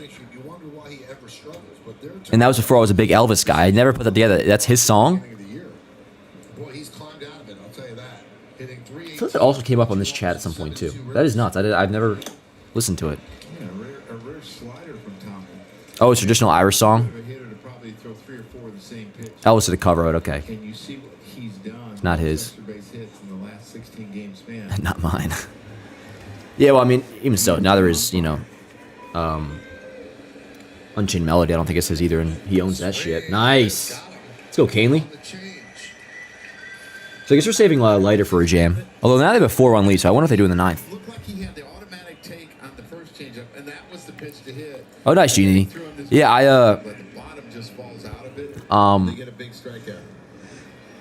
I worked for an authorized retailer at Verizon as a salesman for from 2018 to very early 2021. I started working at John Boy February 2021. Probably too slow to turn to, but Kirk is a slow shit, so what am I saying? There you go. Attaboy, Canely. Good inning. 3 outs left to go, yo. 3 outs left to go. Favorite song by Elvis, If I Can Dream. Up a Better Land. How'd you get the John Boy job? My guy Kyle was kind of trying to get me in for a while. At first I said no, because I thought I wasn't ready yet. Eventually felt ready. Let him know. Also, DM Jimmy on Twitter. How was that? That was that. Verizon paid rule. Well, we were 100% commission for what I did, Giannini, so kind of depending on how well you did. Summertime and holidays were awesome. January, February, March, rough. May was starting to pick up a little bit. Okay. All right, I gotta start getting a postgame radio because we're 3 outs away from even this series up at a game apiece. And then, yeah, Baltimore. Baltimore's playing at 7:15 tonight. Damn, bro, it is getting hot in this room now. I'll tell you. I can feel it now. All right, so what's our score now? It's 3 for the Blue Jays, 7 for the Yanks. And word, that'll put us right back to, assuming you hold on, I'm not assuming anything, even though I just did. 20 games over 500 again, which would be nice.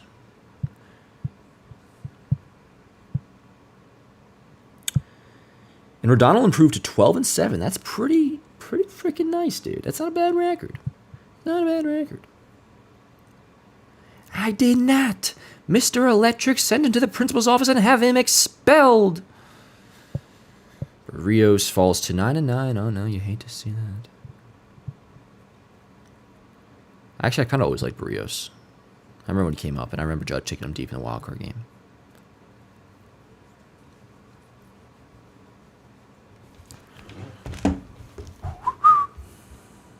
What do I mainly editing and producing? Then I guess technically warehouse too. 58 and 59. What, the Blue Jays? Blue Jays are right now they're 51 and 59. Yep. Put a picture of Don on the post game. I'm thinking about it, Vincent. I'm gonna wait till after the top of the ninth. Because I want to see what Judge does. It's between Judge, Volpe, and Rodon. Things with Rodon. Look up Big Mama. I know Big Mama Thornton, Dr. Oh, I know. Trust me, I know. Saying hound dog, yep. You ain't nothing but a hound dog who's snooping around my door. Years later, Elvis did and became big off it. Yeah, for sure. I mean, Elvis, he grew up around gospel music, and a lot of, big time black singers was what he grew up on. So it makes sense that he would, take stuff from it. And Elvis will get shit for, like, profiting off the black community, which is bullshit, because he got along so well with the black community, especially in that industry. Almost everybody has nothing but great things to say about him, whether it be Lil Richie, who I'm big time into these days. Nice Grish. He's in there. He's in there. He's in there. Safe. Ah, maybe. BB King.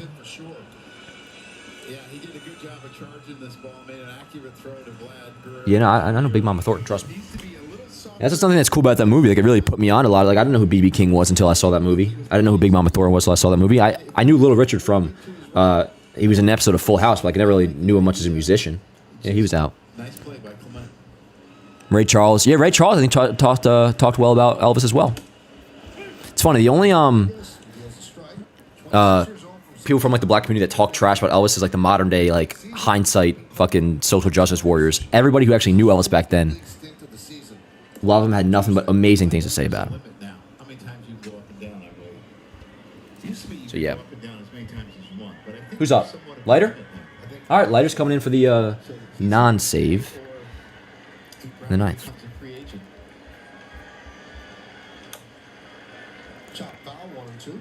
Elvis was hopped up in his. I mean, yeah, he was on a lot of drugs to ensure, like, he could actually rest and shit, and also to keep him up.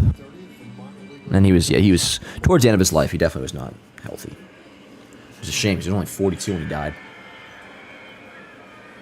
1-2. Fouled away, still 1-2. Zimmer used to talk about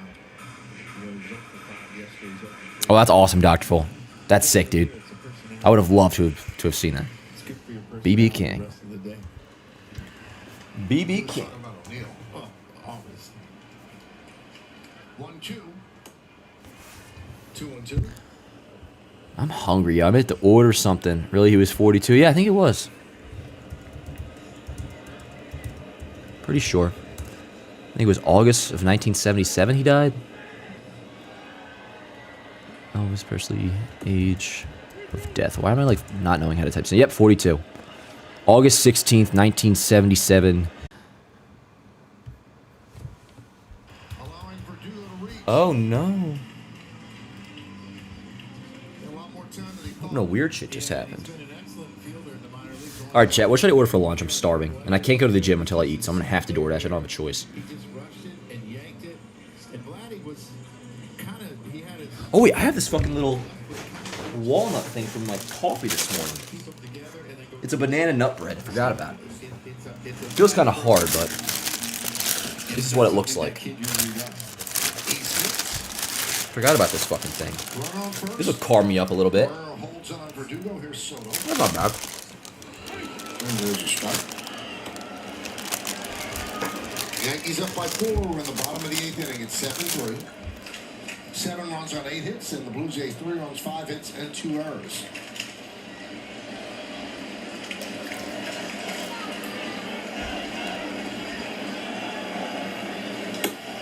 One and one. We're good.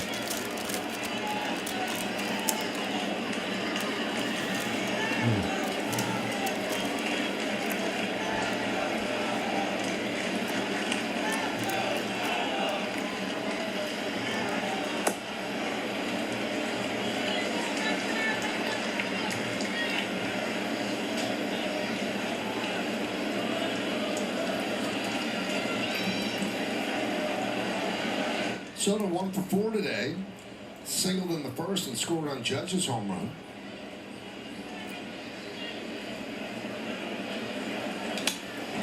Fouls that one back to the screen, 2-2.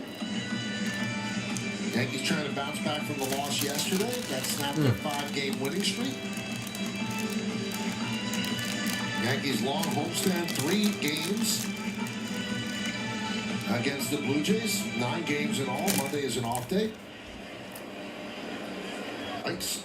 He was behind. 2-way. Need to take advantage of this point of their schedule and being home. It's a really good slider that's kind of down and in. Everything had been away. The slider or the sinker that was kind of running away from him. And the Yankees have a chance to take first place until the Orioles play. Yep. There's a strike to Judge. Orioles play the Guardians at 7:15 tonight. That's in Cleveland. Hold up. 1-1 to Judge.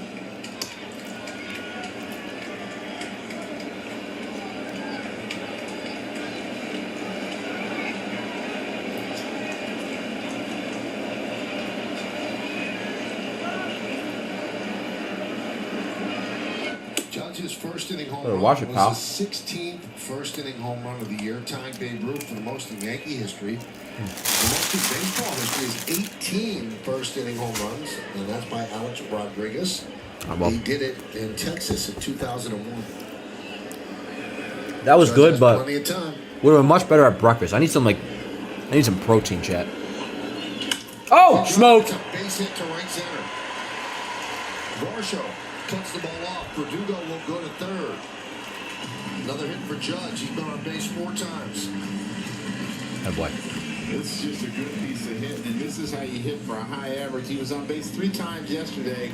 He stays inside this sinker, gets the barrel of the bat to the ball, and just hits a hard line drive over the second baseman's head. I mean, he has been so good, Michael. I mean, line to line, power to all fields. His average up to 319 with that single. Here's Austin Wells. He's 1 for 3, walk, single, and 2 strikeouts. 1-0. Go make some eggs. I do have eggs, Jason. But I kind of want, like... Honestly, I kind of want that meal I got the other night on the stream. The 16 nuggets from Burger King. With a large Coke. Oh, that would be good. Only problem is Burger King around here, $4 delivery fee, bro. What the hell? Madness. I don't like Wendy's soda. I don't want to get Wendy's.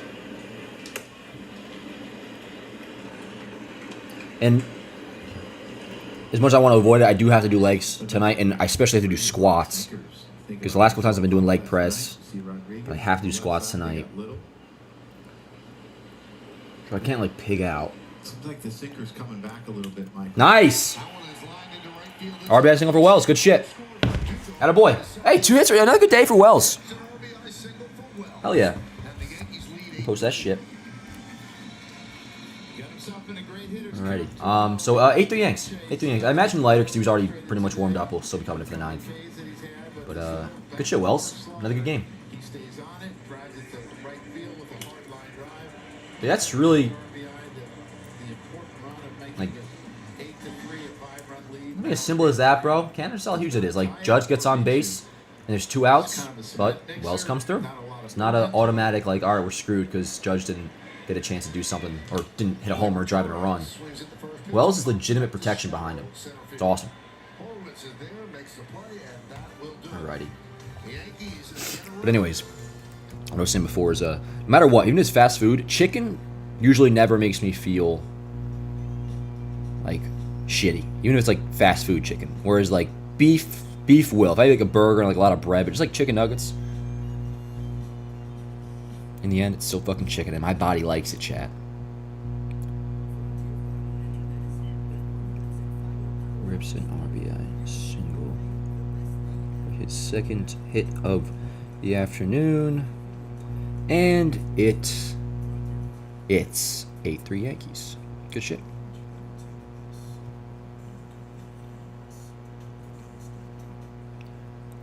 So yes, I think I'm going to do that. I'm going to get some fucking Burger King. It's America, and I have free will. Or if I don't have free will, it is in my destiny to get Burger King. Okay? Oh, my chickens are banging. Dan, I think your phone on table causes a buzz. Oh, what, in the mic? Are you hearing feedback of any kind? I'm good off Taco Bell, Noah. Garlic parm. I've never liked the garlic parm.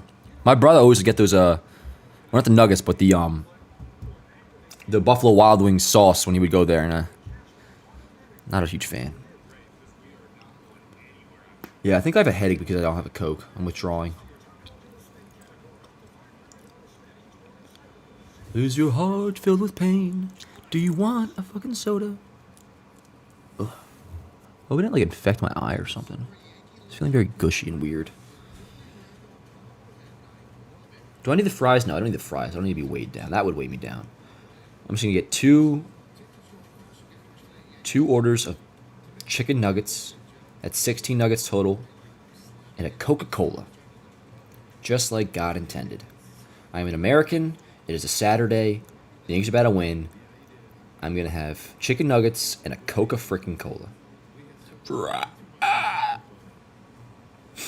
That was an eagle. Okay, not a Coke Zero though. It's gonna have to be a Diet Coke because they don't have Coke Zero on their DoorDash menu. For whatever reason. No, I'm not doing direct to me, please. I'm DoorDashing way too much lately, but it's all good. It's a weekend. Yankees won. We're winning. Let's go, Lighter. Hey, Chad, thanks for being here today, by the way. Really appreciate you guys. What's good, Jacob? Hey, you missed a good game, bro. But don't worry. Highlights will be up within like a half hour or so. After we're all done. Ooh, Olive Garden jelly. Olive Garden is, I fucking love Olive Garden. That was always my go-to. Like, if it were my birthday or a special event where I had to go to the doctor's, we would get Olive Garden after. Minestrone soup. These days, I'll do minestrone salad and the chicken parm they got. Thanks for streaming. I appreciate you guys. Thank you. Thank you, thank you, thank you. If you could drop a like, obviously that helps out a lot. His third appearance with the Yankees in the 4 Like games that. he's been here. Yeah, you code YankSav at SeatGeek, $20 off your first purchase, as well as 20% off at manscaped.com. And jerseys, $55 a piece, buy 3, get 1 free. All that link in bio. The story that Austin Wells was catching and didn't know what he threw. What's more American than eating a cheeseburger with a Coke while watching the New York? Exactly, Mike, exactly. Now, I'm not getting a cheeseburger. I wish I could say cheeseburger, but we're on the same vibes. 100%. Hell yeah, Ty. My pleasure. And yo, shout out Morgan. Thank you, Morgan. Moderating the stream, doing a great job. Good game today. Good game today. Assuming we hold on and this ends well. It's a good start to a Saturday, folks. Good start to a Saturday. Which, yo, I gotta get a post game ready. Which I do have ready. I just gotta get a picture. Uncle Al. I have an Uncle Al. He's my godfather.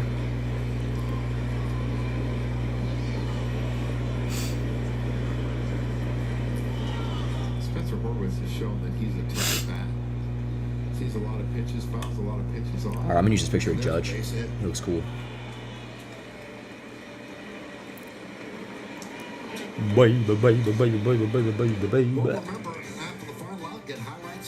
Come back, baby. I want to play house with you. On the manager's report, that's all coming up on the WB Mason Yankees postgame. Y'all tune into the post game. What the heck? So here's Ernie Clement. Go where I want, play what I want. I don't like it, I can go someplace else. You know who told me that? BB King. Before today at Yankee Stadium this year, he hit 357 with 4 extra base hits. They've done a good Look at job. Aaron Boone Yeah. in the batter's box. 1-1.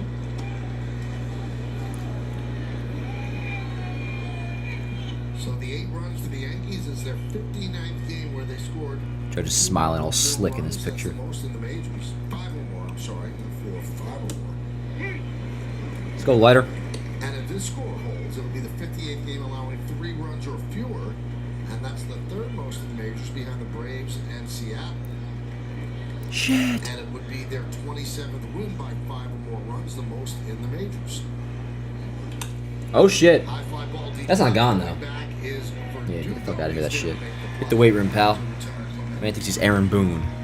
As Boone hits it to deep left. That might send the Yankees to the World Series. Boone, a hero in Game 7.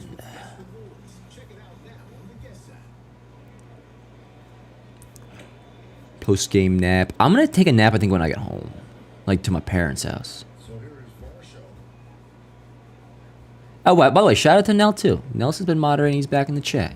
My fucking boy. Best friend since 12 years old. Shout out my boy Nelson, too. What was I just saying? Oh, a nap. I got to get to the gym first, and then I have free will, actually. Now you're going to open up my new iPad until I get home from the gym. I'm working on Delayed gratification, folks. Two different careers and perspectives, but definitely has traits of both of them. So when I want to take a rip of the fucking pen, I'll be like, all right, wait, Did get out slider. 10 seconds, and then I'll do it. It's really effective. It's good for the brain. And yes, it is scientifically backed, folks. Rift. Ah, son of a bitch. Latest from Tom's River. Yep. Yeah, his dad went to graduate from my high school. Or I graduated from his high school, I should say. Central Regional. Probably because the score and this ball just gets past Gleyber Torres. Well, his uncle and his dad, I think. Didn't you ever play a high-level baseball? Nah. Unless you consider junior on JV high-level. Nope. You know, I'm sure I could have if I just, really wanted to, I guess, but... Instead of playing double play depth, just play normal and get it out. Nah, just busting. Couldn't hit for shit, yo. Never changed. Still can't. The infield. So instead of playing double play depth, there's a runner on first with one out. Just get an out, because if he's playing back, he gets an out there. Come on, Laz. What up, Michael? Good to see you, man. Miss you too, bro. Where you been? No, but you don't play double play depth. See what I'm saying? If you look at Gleyber's positioning there, he's farther in than he would be. I'm sending these fucking bullshit-ass emails, bro. Can you imagine following up on an email that you wrote this morning? And today, especially today, That's not how a follow-up works, bro. You follow up like 2 days after, not the afternoon of the morning you sent the first email. Sometimes I think taking the out is more important. Come on, pal. You're gonna see this Will from Brooklyn. positioning. I mean, if he's back another step, Honestly, Gabriel, like that will go down as my athletic peak, no doubt, no doubt. Oh damn, Michael. Hope it's going well, though, bro. Hope it's going well. We just aren't doing no more, Jillian. Bases juiced. All right, so yeah, this ain't great. Not really panicking just yet, but not ideal. Clay's getting up. Wow, our savior. Yes. Clay Holmes, Clay Holmes, Clay Holmes. Oh, where my order's been picked up. Unless this dickhead is just doing his thing again that he did last time, where they say it's picked up, but it's not actually picked up. They just do it for like their stats. Blake coming out. Let's go lighter. Yeah, you got some buzzing sound going on. I'm gonna look into it. Thank you guys. Sorry about that. Hopefully it's not. I'll look into it. Because I have this always recording, so I'll listen back. And I can always just go on the damn YouTube stream. But, yeah, I'll figure it out. Hopefully it's not my phone. The batter at the plate can't do anything but bring the Blue Jays to within one, so they'd rather avoid home, so they'll allow Leiter to pitch to this batter. Yeah, because you could get multiple innings out of Just don't walk him. an inning and a third or inning and two-thirds if you need him. Clay could have done this himself. Going up by 5 is so Oh, important. man. Now a grand slam, if they hadn't went up by 5, would tie the game. So here is Addison Barger. There's a strike.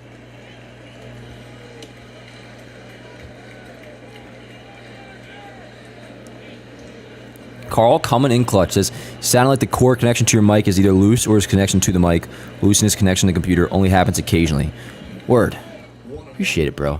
Yeah, I'm gonna look into it after. I got it all hooked up through an...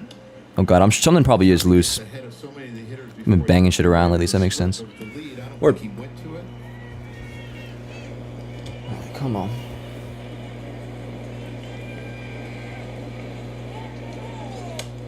Barger fouls it back. Let's see. So, yeah, Baltimore at 7:15. And until then, assuming we hold on here, which I don't want to keep saying assuming, but we will have a half-game lead for at least a couple hours. And then we'll see what the deal is with Cleveland. This is game 3 of 4, so they're in a 4-game set. They have a 2-0 lead in the series, and Zach Eflin will be making his debut for Baltimore tonight. Catcher's interference. That would suck. Well, actually, no, that wouldn't suck, because it would still be... Oh, no, it would suck, because then he would just go right to first. Yeah. Let's see. No. Nope. Waste of a challenge, which I guess at that point you might as well just... But yeah, Eflin making his debut for the O's tonight. And the Guardians are going with left-hander, 6'4" left-hander Joey Cantillo, former 16th round pick. He's made one start this year, and he gave up 3 runs in 3 1/3. Let's see what his minor league numbers are. Career 3.03 ERA in the minors. Yeah, he seems half decent. But, I'll be watching that, yo. Yeah. No catch interference. Yanks are up 2-0 in the series. Did I say no? I was talking about the Guardians. Did I say Yanks up 2-0? No. If they win this, it'll be 1-1. I was saying the Guardians are up 2-0 over the Orioles. Is what I meant to say if I mistakenly said Yankees. And Game 3's tonight for them at 7. It was a catcher's interference. 2-2 on Barger.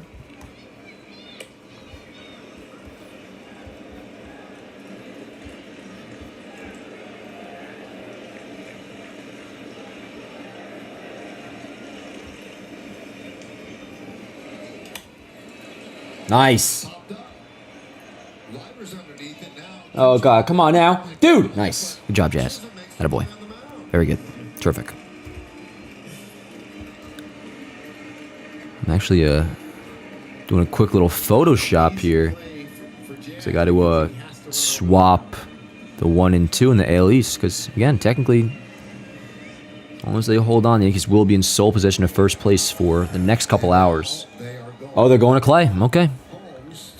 Okay. Again, it's the same situation. Bases loaded. Ty runs on deck. Yankees up by 5. Leiter departs. Holmes comes in.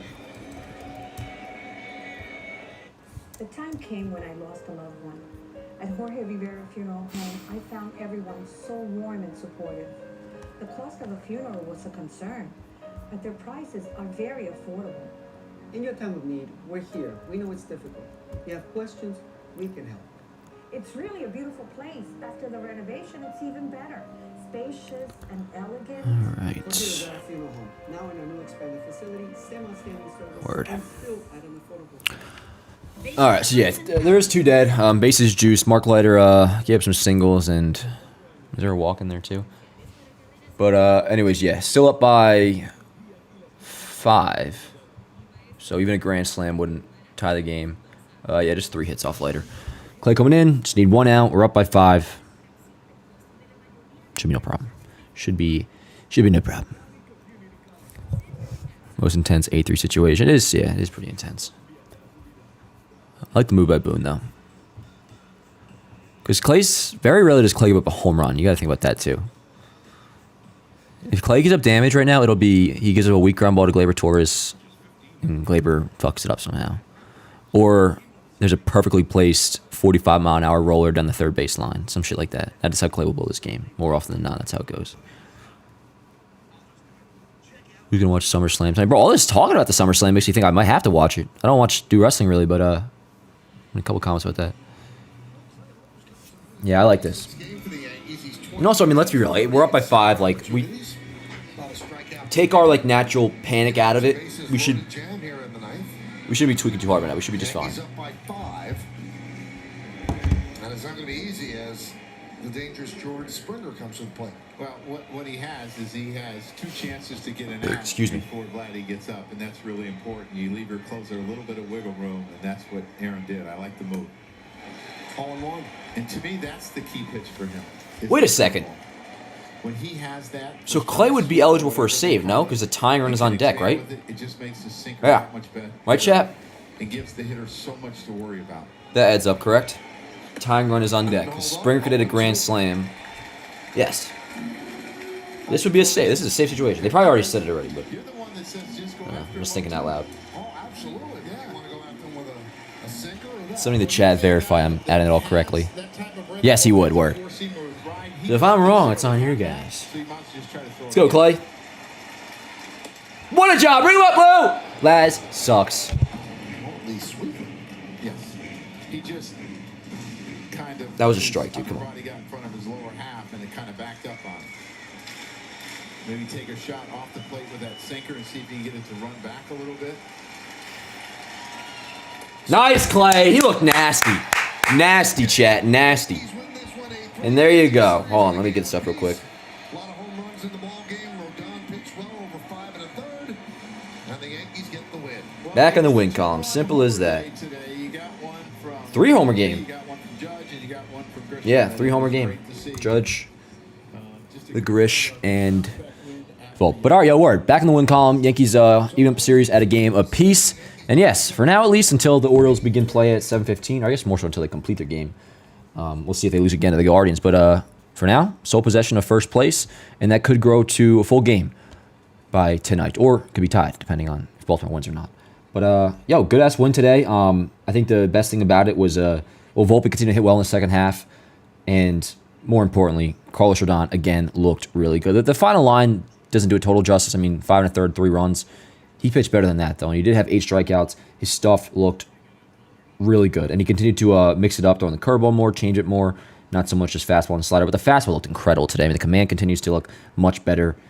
He's been having the zip on it, and again, going back to that stat we saw before from, I think his name was like Yankees Vision on Twitter.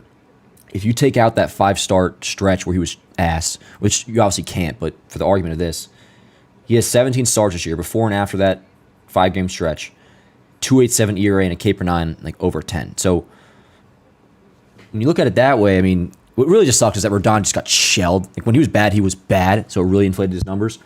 But whatever, forget all that. He is looking, in my opinion, these last 3 starts the best he's looked all year long, which pretty much means as a Yankee, period. So good game offensively, good game from the pitching staff later. Shit happens. In the end, run didn't score anyways, so whatever. That is a Yankees win, yo. Let me make sure my post game has no issues to it. Word. Did I post it on Facebook yet? But yo, reminder, we're not gonna be able to have a watch party tomorrow because I gotta go back home down the shore to my parents' crib. But